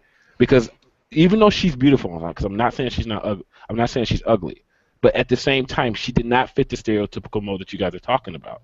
So for the mere fact of the way she looked and the way she came out and how she stayed the way she's looked, and she's only been touted by her voice, that times are changing here in 2016 is not the same anymore. So you can't normally say that. as much as I'd love to agree with you, I don't know that one example is going to end up fixing There's a all bunch of of it. examples of that. I mean, because we choose to do the stereotypical example of they have to be skinny, blonde, and whatever. I don't think that's as big of a notion if the talent is there. Because Yeah, listen, all the I'm internet saying is allows them to get out more, and the internet allows them to be more exposed, right? that's absolutely true, but I'm telling you that you cannot name for me 5 recording artists that are female that have sold over 100,000 units that look like Adele. Back in the 70s, maybe. Are you saying there's none? Yeah, Because right. by me giving you a quantified answer of like this without looking it up doesn't mean it's not true. I don't know. I think It again, does I think actually. we're judging. We're trying to judge. Because that's the argument point where like we can go back and do research in a week, and you probably can find a lot of studio artists that probably have sold that much that you may just not know about. But because Right, and I totally get get that. I totally get that. But we are the measurement of how successful they are based on our knowledge of their existence. Just because it exists does not mean that it is successful. But that rapper that went against Rhymefest didn't know that how successful he was. He just gave him a slight based on how he looked. That's fine. I'm not arguing the Rhymefest argument. Right, I'm but at the same time, he didn't knows what Rhymefest looks like. But he didn't. Rhymefest is actually good looking, by the way. Yeah. So But I I think he didn't know. That's what I'm saying. He didn't know. I think we're getting off topic because we're talking about somebody's looks, and it doesn't. It doesn't matter. If Pablo Picasso is good looking or not, it doesn't matter because we're talking about what he creates. Yeah. So I it has to be Right, which has to be this the goes output back of to that my person. original point, which is still supported by this argument, which is artists don't have an image that they have to maintain in order to Exactly. be successful, but recording artists do. They So, do. like, for instance, Charlie, if you wanted to put on 300 pounds, you could probably still get gigs. In fact, we all work in games and animation, and there are plenty of people like that. And I'm not exactly a thin dude. So I think that I'm just saying that my original point was we aren't going to, unless somebody is like deliberately staying in their hole or deliberately mentally challenged, like you were mentioning earlier, like haunted by their demons or whatever, like people can get known very easily and get success. And the original hypothetical was, would you rather be known or make money? And I think if you're known, you just make the money, especially nowadays when it's really When the internet is good, 40 except million followers on Instagram and say, hey, I really like your work. I want you to work on my project. Yeah, I think you have a greater opportunity to be get the positive movement in your financial position. Yeah. Now, and then if you've got quality, it has nothing to do with what you look like. What is important though is the business side of things and the social media and all that junk. That not necessarily every artist will have those skills. That's above and beyond your artistic skill set. That's a whole new level that 20 years ago we never had to deal with at all. Someone would just get an agent or you get syndicated in comics. That's like a whole other ball game that this generation hopefully are aware of. But there's obviously some people that are not. They're just going to draw beautiful drawings, but they'll post the 2 things on Pinterest, and then that's it. Yeah, the tools. Yeah, I don't think even access to the tools in terms of the media, social media, and the rest of that stuff, that still doesn't change the basic idea that you have to have kind of all of those acumens. You know what I mean? Like you have to have the ability to market yourself. Everybody will still struggle with those same issues that for time and as it goes on, there's still about confidence and putting yourself out there and keeping up in your marketing and all the rest of that stuff. That's never going to change. So the tools it can be plenty, but it doesn't mean anybody's going to utilize them. What I mean is back in the day, in the 40s, 30s, 50s, you'd have someone representing you doing all the legwork for you. Mm-hmm. So now, you can get that now though. Yes, you can, but it's not. It's no longer necessary. You can actually do it on your own if you know how to do it. If you know how to do it, that's the trick. You could do it on your own, I'm sure, but I think that you could do it back then. You could do it on your own if you wanted to. It's just like the difficulty, the level.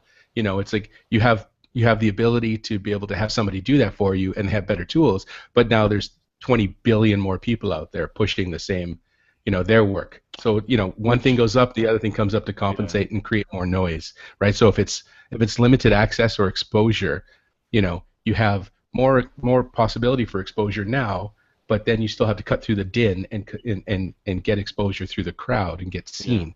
So you have difficulty with too much light or not enough light. Which is the same, which goes back to originally what Carlos was saying.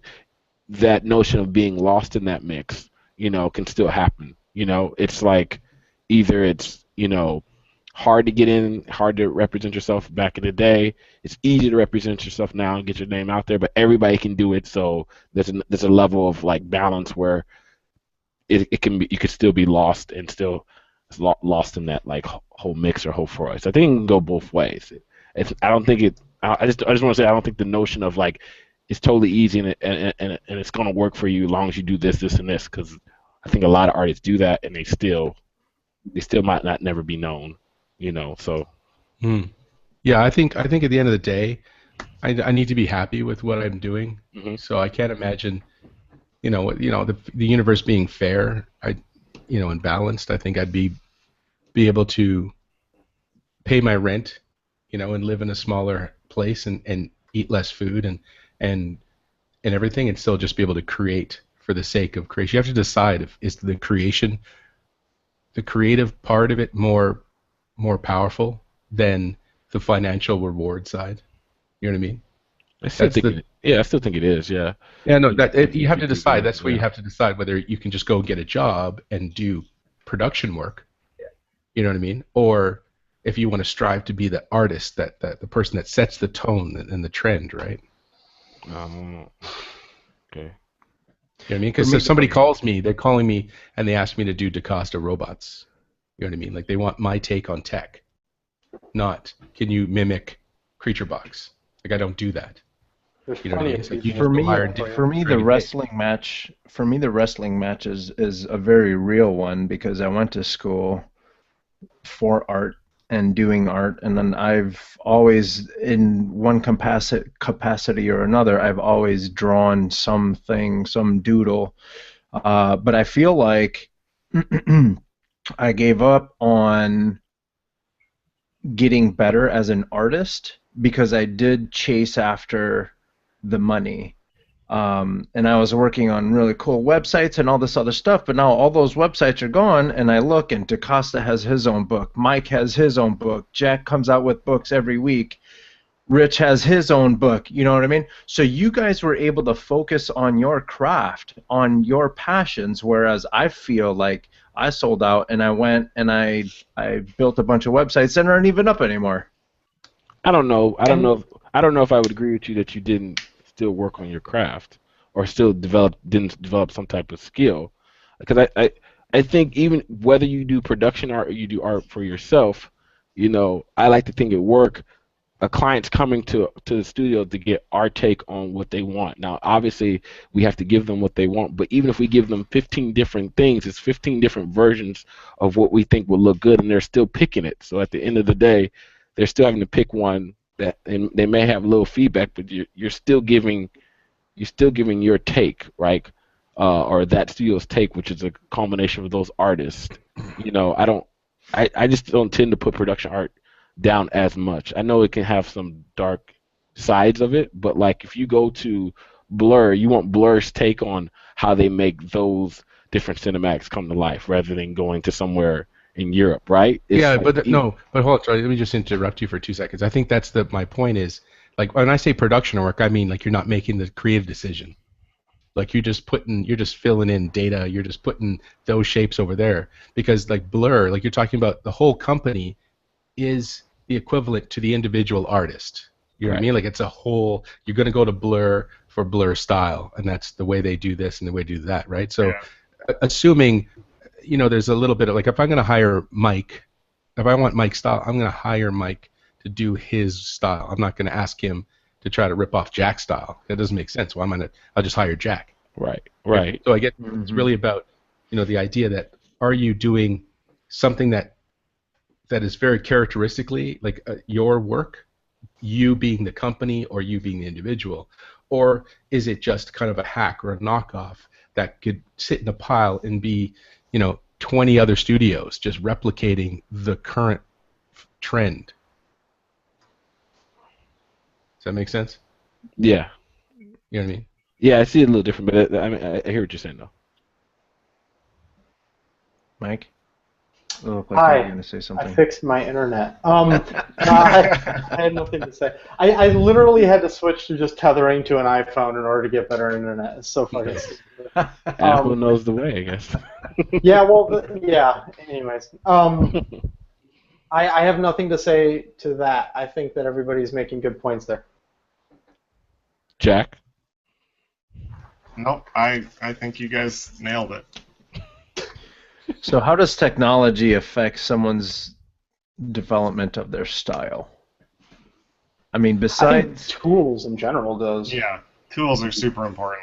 I mean, you can look at any, especially even you can go back and look at any classical artist and see how their discovering of tools immediately changed, everything they did.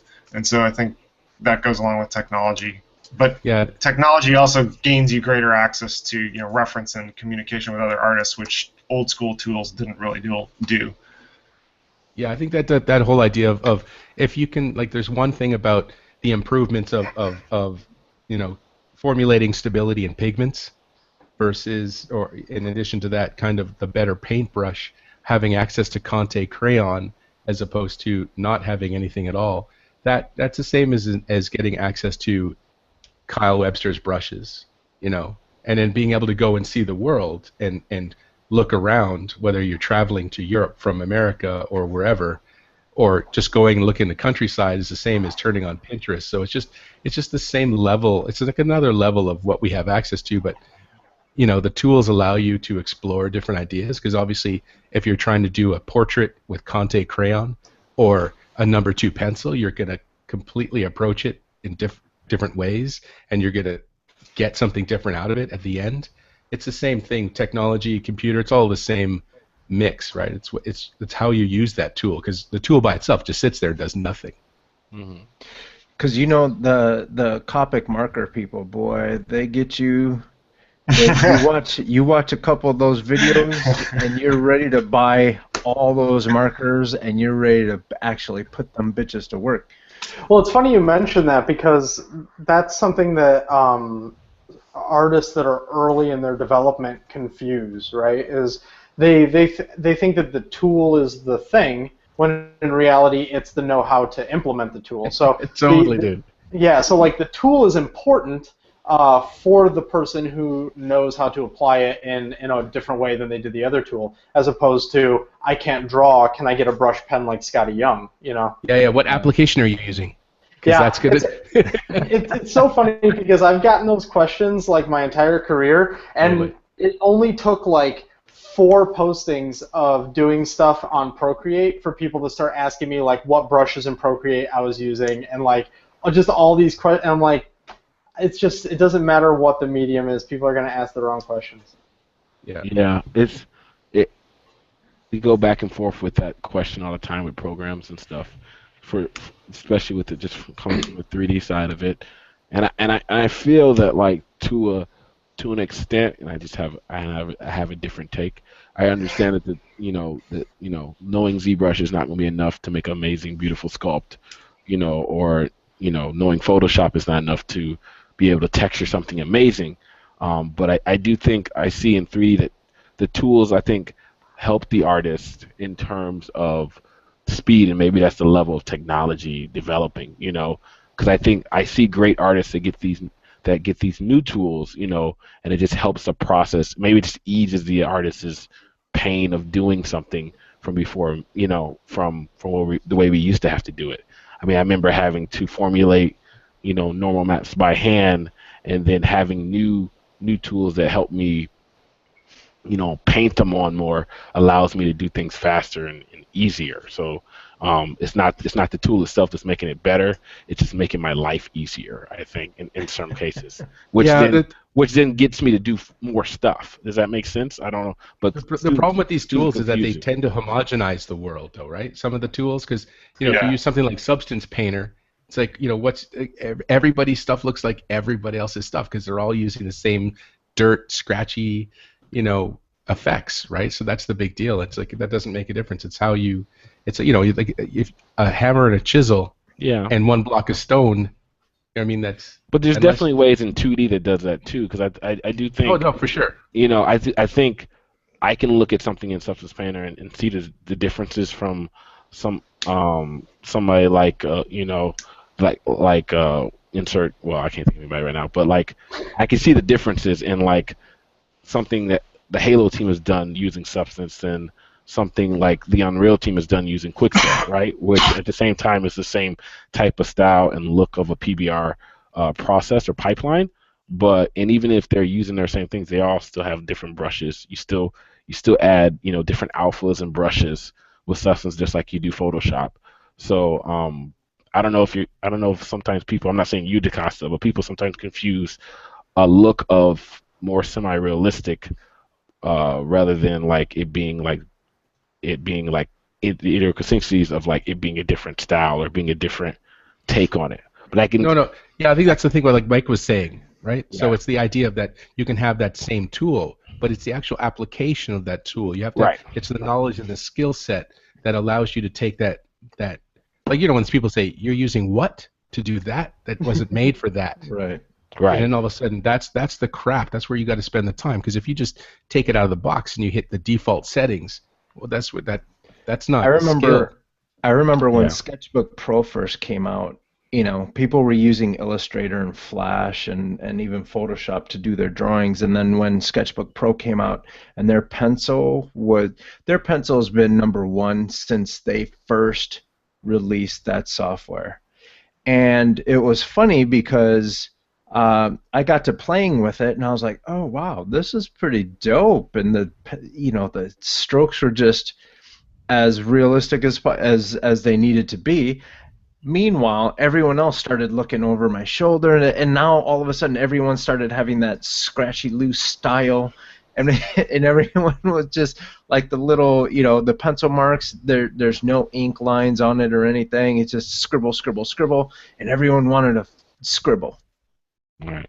I mean, I've even seen it back in the day with like when people first when people were learning how to do like the painting and stuff in Photoshop of like the turning on the wet edges and then trying to get that whole watercolor look, and everybody thought that was the cool thing. I think things do go in fads, and then it takes somebody else. I remember when Charlie showed me that stuff. I was like, what? Yeah, but then it goes in fads, and then it like somebody else finds, oh, what if I add texture to this? And then it just takes a couple other people to like, break out the mold, and me and Carl said, look, he used it here, he used it there, but like, And even in 3D, Charlie, if you remember, everyone was rendering out that flat gray style. Oh yeah, when global illumination became a thing, you pop in the skylight and don't do any tweaks, and After everybody hated GI, and then they were bitching about it, and then it became like the thing. Yeah. yeah. Oh no, that's a cheat. No, you can't use GI. That's a cheat. You gotta do your 3-point lighting setup. My shapes absorb the light; they don't bounce the light.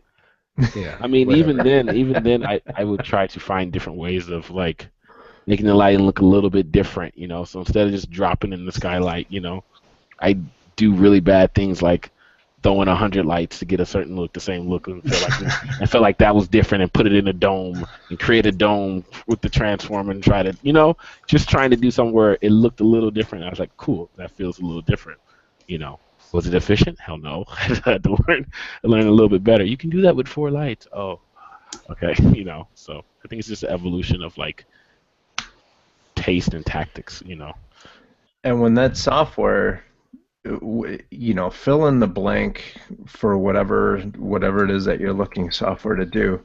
When a piece of software gets it right, you can assume that people are going to pile on. Mm-hmm. Because it's actually done right. I don't know if it's right, but if they just do something that's interesting, Yeah. Corel just dropped out.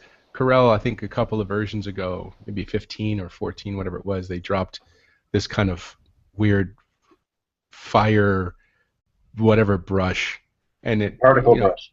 It was the particle brushes, and you're like, oh my god, like, please, I love Corel, but holy crap, can you make something that's not a gimmick? You know what I mean? Like, I need an actual brush, because if you look at like somebody like Mike Thompson and what he does in Corel, and then if you look at I think Android Jones in Corel. Yeah. Like just amazingly different but beautiful techniques. You know what I'm saying? Mm-hmm. You know, but that's like you can see, like, you know, like the new trend right now is everybody does the profile or the silhouette of something, and then you throw an image inside of that, and then you throw like a gradient transition on it in color.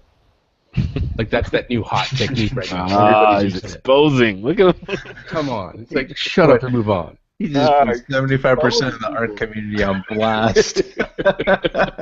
Yeah. No, because that was, and those are the people that, and then there's the other school that everybody wants to do everything in like prismatic style. Oh my gosh. That's what I try to run away from. You know what I mean? Okay. So The current trend. There you go. The cost is aggressive in 2016. everybody on blast, telling guy. It's just this is You know what's 2016. insane? This is the year of be. Let's be real. Let's be honest. Look, he got Yeah. deeper in his voice too. You can hear the real DeCosta deep say, in it. "Hello, my name is." That's what it sounds like when you open up a can of whoop ass. He's that one comment on Instagram or whatever that makes you laugh out loud when they just like put that one one comment. There's always that one guy that has that witty comeback of like such and such. You know, you should have did this, and it's like, but he's kind of right, but you didn't want him to be right, but you're like, it was funny, but it kind of hurts, but it's right. It's true. The truth, I guess. Yeah, right. The truth is like that. You know what I mean? That's what it is. Straight up. And I can appreciate it. It moves stuff forward, but Yeah. you know when you see it in a commercial, it's done. Moving on. Yeah. Well, motion graphics and well, Patrick will know this too. My buddy Patrick will probably give me crap, but the motion graphics industry does that a lot too. You'll see it in the current commercial trends because maybe that's that once again you're working for that client, so one person will see it or one client will like it, then they need to have it. Then they need to have it. You know, this movie title will have it. This movie title sequence will have it next. This will have it next. You know. No, it's always like that. It's like that Iron Man sound, that slow-mo sound, that drone sound, like doom.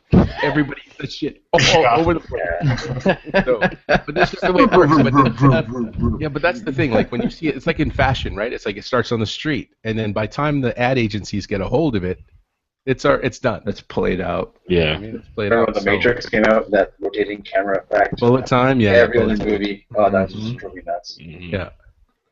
Yeah. Yeah, so- or you know, being a Flash developer, I can't tell you how many times people are like, "Oh, you worked on all these projects. Oh, okay." And instead of looking at my ability to actually work on a project, build it, and deliver, they would say stupid things like, yeah, we're not going to give you this job because your style is not too advanced enough." Like tooadvanced.com. Oh yeah. Oh, too advanced, nice. Yeah, They put the And staple I'm like, on the Flash. give me a project like Too Advanced and we'll see what we could do. But you can't judge me off of, I'm paying the bills, dude. I've had a lot. None of my projects, none of my professional projects match. So how can you say that I'm not too advanced if you don't give me a too advanced project? Yeah, know, but I'm I just think the thing coming is back, you but got to you tell are- them just to go away. Huh? Huh, to who, Mike or me? Go to Costa. Well, I would say I developed a long time ago. I just said, if you want to get this style, go to that person. Yeah. You know what I mean? It's just I decided like a long time ago. It's part of my, like, for me, it's like I think I'm probably a decade behind of where I could have been had I gone to school and had I done certain things. But I know for sure I'm ahead in certain areas in terms of I made decisions to say, you gotta, if you want Jack Kasperzak, why are you calling me? I'm pretty sure he's got a phone. Right. So just call him, because then they're gonna ask me. It's like, oh, Jack's too expensive. Well, Yeah. if you want me to do Jack, I have to work twice as hard because that's not my style. So you're gonna have to pay me at least as much as you were gonna pay Jack. And I guess that comes down to the production artist versus doing your art for yourself and That's how what I was that saying style earlier. influences. Yeah, because when trying to get work or when trying to show off that you have enough know-it-all to do different things, that's one. I think that's what causes kind of hitting on too. That some people when looking for that kind of thing, like assume that you can't do one thing based off of what they don't see. And we tell students all the time, have a variety of work, but also sometimes you have to show work based on where you wanting to apply to see if you, so they know that, because I don't know why people inherently can't make the jump based off of, you know, a level of competency that you see in their work, but some people just can't see past that. I think it's a barrier that artists go through when looking for work or looking for different types. And while of we're work. on that topic too, Yeah. if you're an artist art. and someone is saying, "Can you draw like Joe Mad? Can you draw like that Zetransis guy?" Don't do it for free. Don't try to prove to them that you can do it and do it for free. Because what's going to happen is they're going to say, "Hey, can you draw this picture just like that Zetransis guy?" Right? And then you're going to be like, "Well, I can give it a go, but, you know, that's not really my style, but no. And they say, "Well, you know, whatever, see what you can do." And then you're going to draw it up, and then you're going to show them, and then they're going to be like, "Oh, okay, cool." And then they don't pay you. Yeah, that happens. I don't know. Again, I think they should be teaching people in schools. Like, listen, you gotta decide what kind of artist you want to be. Do you want to be, you know, the hack and then just the production guy, or do you want to be known for your style and your voice? You should be developing your look, you know. And then part of that is to be able to educate the client and say, I can give you this general, like if you want to say like a Japanese style of something, like we're opening a restaurant and we want to have, you know, like a bar in Tokyo. It's okay, well, I can go and I can, you know, gather that aesthetic and that essence and then translate it to here. But it's going to be my style if you're hiring me. Like Karim Rashid, you hire Karim Rashid for Karim Rashid. You know what I'm saying? Like you don't hire Carlos for Karim Rashid. That doesn't make any sense. Yeah. You know? I mean, but you got to educate the public though. Like you can't get this from you can't get orange juice from an apple. You know what I'm saying? Yeah. And it's crazy because people keep trying to get that orange juice. Well, they're both fruits, right? So I get that. You know what I mean? or educate them to be versatile. I think. Get the artist to be versatile. Yeah, the artist to be versatile. I mean, you can get I don't know, because like I don't see. Because you mentioned I don't think production art is always going to be copying someone else's style, you know, or it's a hack, you know, like, so that's what I'm thinking. That's what I'm saying. Like, just be smart in business. Rich said that earlier, and be versatile and know how to talk to people in order to educate that client. You know what I'm saying? Oh no, 100%. Again, I think it's the concept of production art is just the part of it that's not original. Like so there's production, like there's an art director and they set the tone, and then everything after that is just assembly work. But in terms of, I'm talking about doing generic, you know, when I say there's the approach of not participating in kind of, or being aware of when you're being asked to do generic work. Mm-hmm. You know, and if that's the kind of client you're after, and there's, you know, everybody's got to make money and everybody, you know, has to find their marketplace, but you have to decide where you want to be. You know, because if you're like doing a production artist in like doing concept art, you have to decide if like how much of a style you want to have of your own, or how flexible you are. You can just blend in with everybody else. You know what I mean? Because I'm kind of a sucky production artist, but I'm a good art director on that side. You know what I mean? But I don't want to draw the same thing over and over and over again. You know what I mean? Yeah. Does that make sense? You know? So it's kind of, you have to decide where you want to be in that space. You know, I don't work for a studio. I have studios that call me and I do stuff, and it's usually concept design development ideas. But I don't, you know, when they say, okay, well, we have to make, now that that squad car looks like that, you got to give it to somebody else to make the other 50 squad cars, because I don't want to do that part. Ooh, I don't blame you. You know, but that's just me. That's the position I want to be in, and set my, like, the tone, and then give it off to somebody else to do that work, because that's what they're skilled at, and that's a skill in itself, to be able to replicate that style and break it down and understand it and move it forward. Like, you'd be able to take Mike's style and say, this is how we do our characters, and then you got to fit in or you don't fit in, right? It's just that that's it. So You know, it's just a part of the problem is what we do is really taken for granted a lot of it. It's just like people just think it just is that way, but they don't understand that all those things that are aesthetically pleasing, that's a real effort. It just doesn't happen. Mm-hmm. You know what I mean? Even in nature, it's taken a minute for it to get like that. Mm-hmm. You know what I'm saying? So these are the kind of things that the general kind of public needs to be aware of. Design is in every single thing. You know. So when it comes to like people's style and say like, oh, where's my style? You get hired for your aesthetic. You know, it's really about part of that style is consistency. That's the other thing about that shows or depicts a style is you being able to do that aesthetic consistently in all of your work. You know, so that's just my kind of rambly point about that side. Just talking about how crappy your internet is, Mike. Yeah, I actually, at this point, I'm on my iPad now. Wait, your iPad Pro? Yes, I'm on my Pro. I like throughout the podcast. So I'm back using the Apple iPhone. I think you've actually graduated to the number. You've dethroned Steve Tukowski. Yeah. Yeah, I'll just sit and then I'll put this behind my ear while I talk. Nice. You're gonna have to get the headband because you don't have enough friction on the hair. That's right. Yeah, not at all. Yeah. I like the hair to bald ratio we got going on in the show though. I'm happy. Yeah, right. Jeez. Except for Charles, I don't know what Charles is doing over there.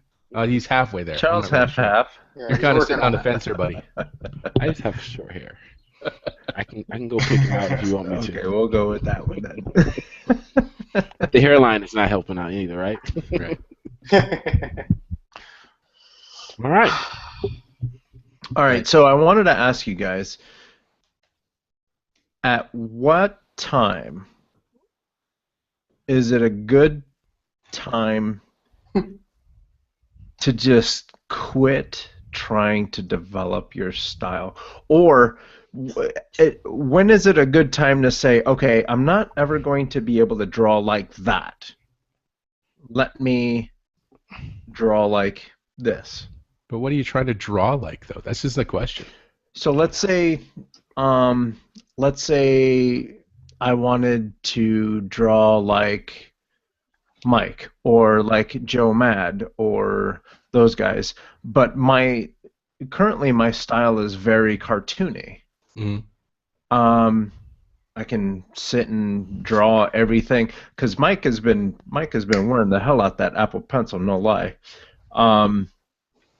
And I'll just look and you know I'll draw up his stuff. But for me to sit down and actually draw a subject like Mike draws that subject, I don't think I'm not there. I don't know. And, but do you want I'm to not draw? saying this because I'm not interested in drawing like Mike. I mean, I do try to learn off of how Mike does things. I do have my pink-haired girls book, and you know what I mean. So I do try to pick Mike's brain when it comes to how he approaches a certain character. So you're more like talking about how you deconstruct a style to evolve yours more so than trying to draw like Mike. You're trying to push your stuff from cartoony At to what point is it safe for an artist to say, okay, that's it. Yeah. I can't. For as much as I try to draw like Mike, I can't draw like Mike. For as much as I try to draw like Jack, because for the record, everyone on this panel, I've drawn your shit before.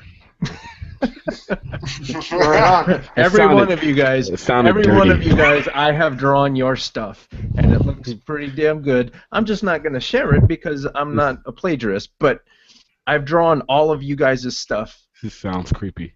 Yeah. Not that kind of stuff. Don't be. This is where Carlos shows us the dolls he's made of each one of us. Because then there's a bunch of pins. Yeah. There's a little red heart on the chest. There's a drawing room or some closet, some dark room in his house. There's some little hutch. Because he It's said got- it looks pretty good. I've drawn Exactly. your stuff. Yeah. I'm sorry, I just got to tell you, I've drawn it. I have a Your stuff mirror looks in the really shape good. of a heart. All of you guys' pictures are like magnetically attached to it. Because then he looks at Mike. I like your stuff the best because it looks really good on my page. Yeah, I think you have to decide. Sorry, Mike, I don't want to cut No, you you're off. fine. Go ahead.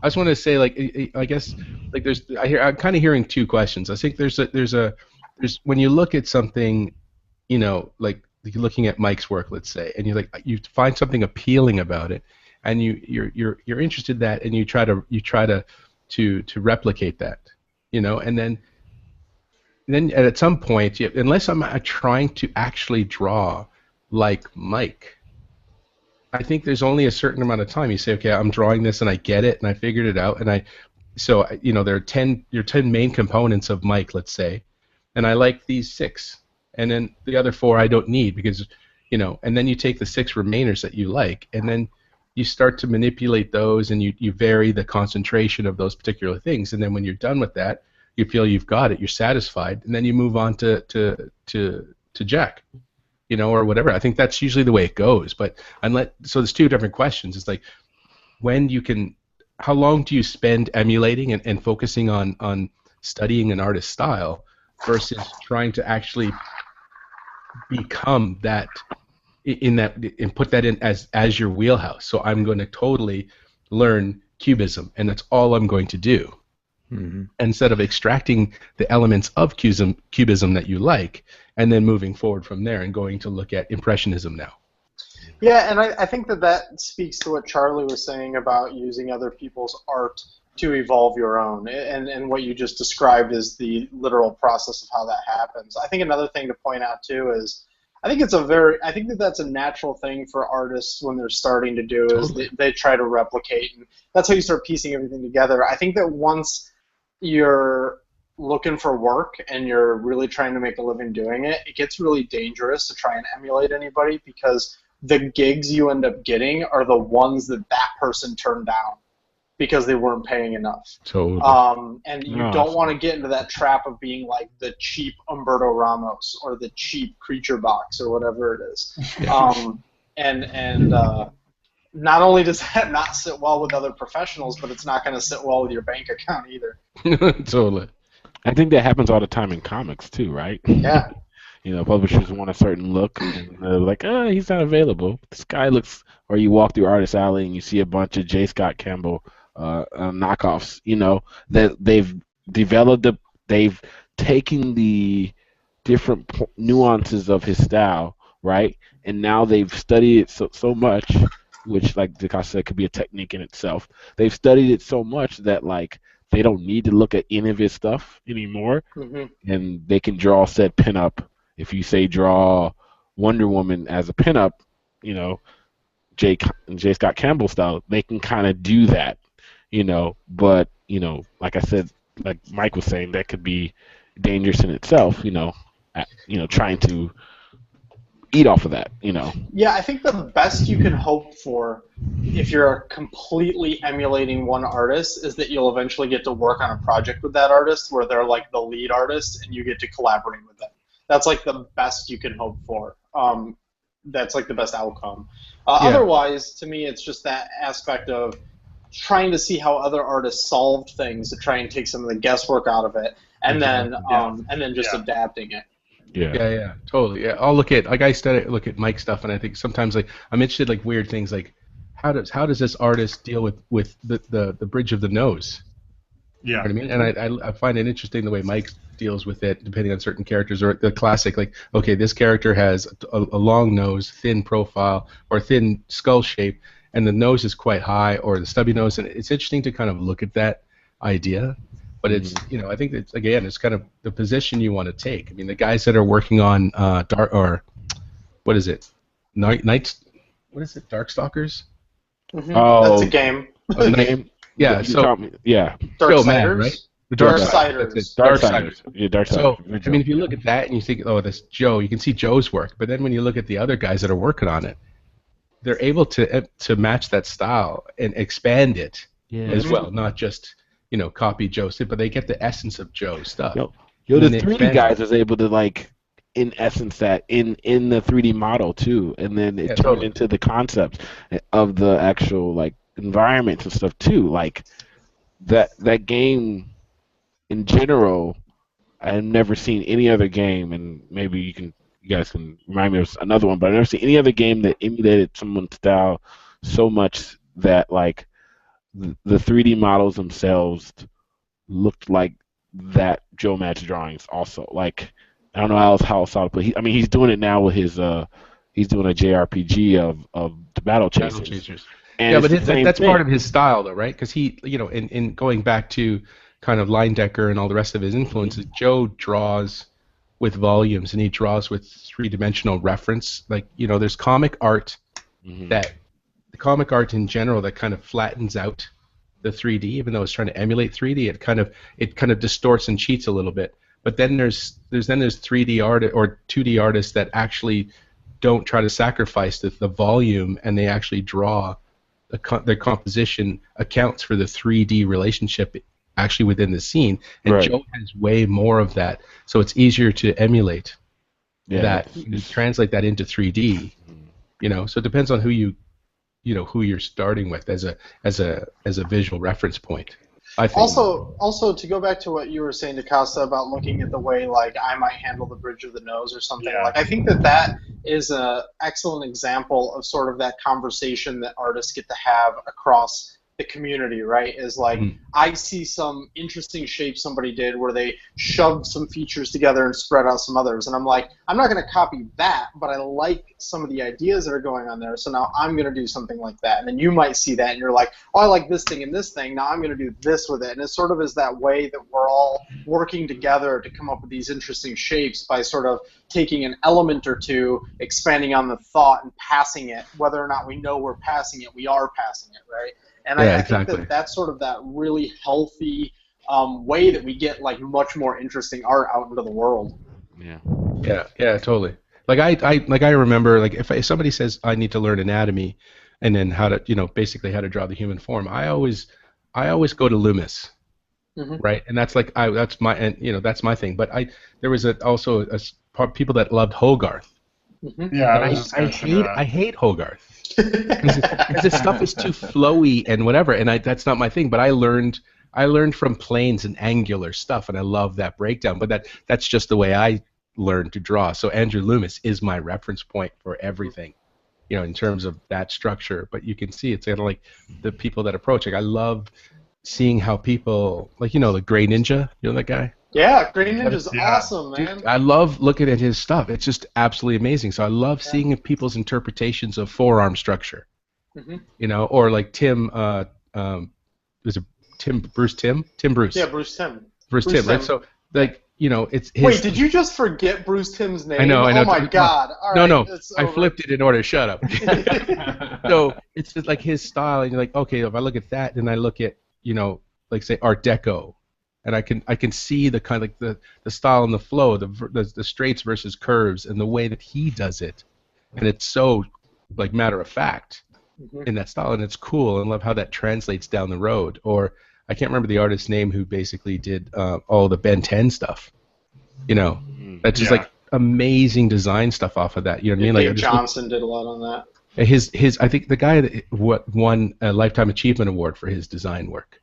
Oh wow. I can't remember his name, but that stuff is beautiful. You look at his sketches, and you're like, God damn, it's absolutely amazing. Just the variety that you can get. Like I struggle for myself with variety, and I push myself to kind of how do I iterate as vastly different things as possible on a same concept, and I try to push myself on that side, Whereas I see the iterative things, and I think I've mentioned this before, but kind of I see iterative stuff, and I go, I can't tell the difference, in certain game things, and I get that's part of the production process in studios, but I like to skip and make a bigger jumps for me, rather than moving something 1 millimeter, Yeah.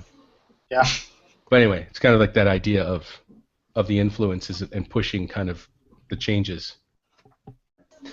So, Rich, as a teacher, and I'm sure you get to see some of the students that are trying to be like that guy or trying to be like that Yeah. young lady that's an artist, la la la. What do you say to that artist that you see struggling with trying to accomplish that style?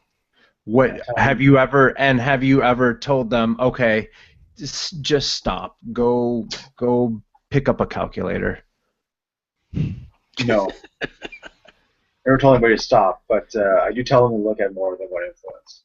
So it's better to have a dozen or so to expand your universe. And always, your first influence should be light, no matter what. If you do that first and foremost, style, as we've discussed through this whole evening, it kind of evolves kind of naturally to begin with. It's not something you can avoid, so it will happen. Yeah, so it's just for me, if you study from life, you're already that much further ahead. But if you insist on looking at one person, look at many instead of just the one. I tell them you should look at the thing you like the absolute most, the thing you hate the absolute most, and pick 3 others just to see like a range. So you're not just drawing anime, you're not just drawing Walt Disney style and nothing else. There's so many subsets that you can study that it's an infinite amount of choices. You can't stop. Yeah, you definitely have to look at everything, because even the stuff that you hate, why do you hate it? That's important to know why you hate something. What appeals to you. That you've got to know all of that mix. You got to eat every single thing put in front of you, and then when you poop out the stuff that's not good for you, and whatever remains is you. That's effectively it. That doesn't give you the license to be a complete asshole. Because if that's always true. Yeah, but you know what I mean. In life, though. So, like, how many times have we been at some art show or something, and someone's like, "Ugh, I just don't like it because of blah blah blah blah blah." Oh, I see what you're saying. You know what I mean? Versus take a look at what that artist was trying to convey, and it's a valid point to say I don't like it and these are the reasons why, but I understand what the artist was trying to accomplish. Does that make sense? Absolutely.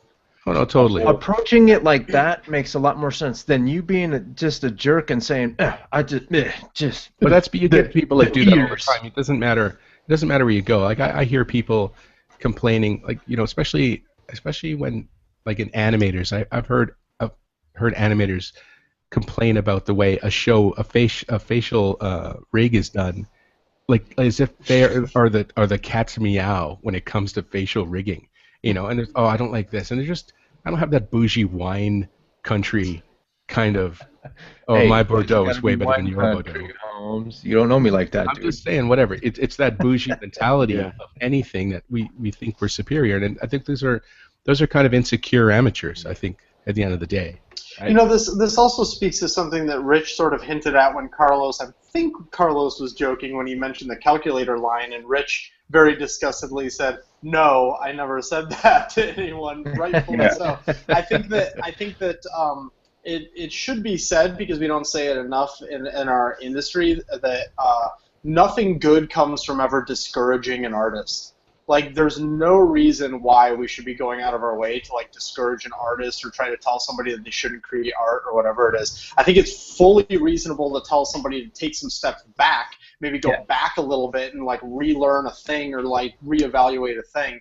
But I feel like I'm at this point in my life where I feel like there are enough people that are trying to sort of wreck art that we should be encouraging art as often as we possibly can. Totally. So if somebody shows no aptitude towards art and they're in school for art, it's less about telling them, like, dude, you don't have the chops for this, and it's more about being like, listen, right now you don't have the chops for this. Let's talk about what you need to do to improve. Right. Totally. And also depends what kind of art. Most of my students end up going to animation or concept art or illustration, so if they're just, spitting on a piece of paper and look at this art, that's fine arts, that's contemporary, whatever. Like, that's not what I teach. So if that's what you do, this is not a good fit. So whatever version of fine arts or calculator that is, fine, go there. I can probably nudge someone one way or another. But there's some people that just don't have the right attitude for the kind of industry we're in now. But that does not necessarily mean that we should, discourage them from doing any kind of art. Mm-hmm. I've had students who, this one guy, this was hilarious. He was steeped into anime. Like that was all he did, and any which way, any given assignment in the program, he would try to sneak in anime, beg, borrow, and steal a way to make it work. To the point that when we go to life drawing class, he'd have the big anime eyes on the model. So the whole point was to make it as realistic as possible to the whole slow sight measurement thing, and big anime eyes out of nowhere. There's no way the model had those eyes back then. So it's just like, if you're sticking to your guns and that's what you want to do, that's all well and good. We're not going to discourage you from that. If your goal is to reach something else that's beyond that specific pathway, you have to widen your horizons a little bit. Yeah, and I think also in that example, there's a case to be made that if you still want to do anime, why don't you try drawing this realistic eye first to try and figure out why anime uses that symbol for eyes to begin with, right? Because that's obviously symbolic versus realistic. So, but by the way, real quick before we lose the thread here, and you jump off my screen, is that a Mike Holt piece in the background? Yes, it is. Awesome. I love Mike. Mike's awesome. Yeah, he's great. Yeah. Very cool. I had to get that off my chest. That's another Canadian, by the way, DaCosta. Yes, he is. Word. He's fantastic. Oh, man, we're up to 3. Well, 2.5. Yeah. All right, we're up over 2 hours. Is there anything anyone else wants to chime in as far as style, art style, the pursuit of a style before we call it quits? I'd say don't bother chasing a style, just draw. Yeah, just absorb it all and love it, and just kind of, try. I think the big deal is really about confidence. I think confidence is part of the mix, and as artists, I think that's a constant battle, and when you just want to you spend time just absorbing and learning and being straightforward, you'll find your voice. It will happen, and it happens. It doesn't happen at a particular time for like, oh, you've got 38 days from your 18th birthday. It just happens when it happens, and it's one of those things where you'll realize it, and it happened 20 minutes ago. It's like a sound won't happen, your neck won't pop. It'll just, oh look, I'm in my style. You'll just realize that you've already walked in the room, and then you spend some time embracing it and exploring, and then you'll settle into it, and then you'll start to grow from there. I think something too is that art in general is all about life, right? Like literally everything we do, whether we're creating a life that doesn't exist, or we're just trying to reflect the life around us, or whatever it is. And with that comes humanity. And I think that people too quickly take the artists that they like and they remove the humanity from them, and they just put them on a pedestal, and they think that they didn't suffer, or they didn't hit the right challenge. They didn't hit the same challenges they did. And man, I just can't seem to get this to plug together. And they are always cranking out all of this awesome work. And I think that we just need to acknowledge the fact that so much about doing art is about sort of overcoming all those internal challenges that you do in just about like anything else in life. And you need to just recognize that, so that you're not alone, and it's a process, and it takes time, and eventually you're going to come out the other end with something that you can be proud of, as long as you put in that work to develop. Yeah. I equate it with music, same thing. Everybody's gonna start to learn, learning how to play the guitar or whatever. You're gonna learn the foundations first, like how to play chords, how to strum the guitar, how to figure out the chromatic increments of the melody or whatever. You're just gonna learn that stuff first. You're not gonna develop your solo style on the first day you pick up a guitar. That comes later, once you know foundation. Yeah. Mm-hmm. Mm-hmm. And one of the cool things that has happened to me a couple of times in my life is maybe I saw an art piece that I really liked, that I really connected with, and I shared it on social media, and people that I know have reached back out to me and said, "Oh my God, that's really cool. Did you do it?" And I'm like, "No, but thank you for thinking so. That means that means I'm on the right track." In terms of posting popular pictures. Yeah, in terms of creating a Pinterest folder for it. No, but that's happened a couple of times and it was really cool and really made me feel good. Anyway, with that being said, let's go ahead and wrap it up. I'm not cutting anyone off, am I? We good? Nope. Cool. Go ahead. Cool. All right. Go ahead. Monsieur Rich Lozon, Yes. if people are looking for you online, where can they find you? Look for the Rich Tune anything. So Instagram, Twitter, Facebook, everything you can find us social media with the word Rich Tune, RICHTOON. You'll find my stuff. Excellent. And thank you for being on the show, and thank you for the topic. It's all your fault that we're here. Oh, thanks. And now you can go to sleep. Yeah. It's like Exactly. Sunday morning in his part of Canada. Talking And about, eh? and Mike Henry, if people are looking for you and your work online, where can they find you? Google Mike Henry art, and then you'll find it. Or is the Transis? Yeah, I'm sick of spelling it, so I just. Z-A Transis. There you go. Yeah. Yeah. And DaCosta, if people are looking for you, where can they find you and or your work? You can Google anything chocolate soup spelled 2 O's, no U. No, you. That includes Pinterest. Thank you for yes. Thank you for being on the show. You're welcome. Good to be here. And Monsieur Charlie B. Williams, that's heard. If people are looking for you, where can they find you? You can find me on my website, cargocollective.com/CharlieBWilliams, or you can search CharlieBW3 on Facebook and Twitter, and then that's where you can find me, or Charlie B. Williams 3 on Google.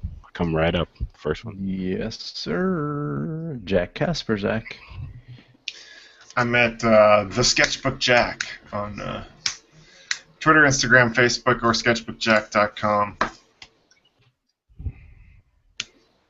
Cool. Why was that so much shorter than...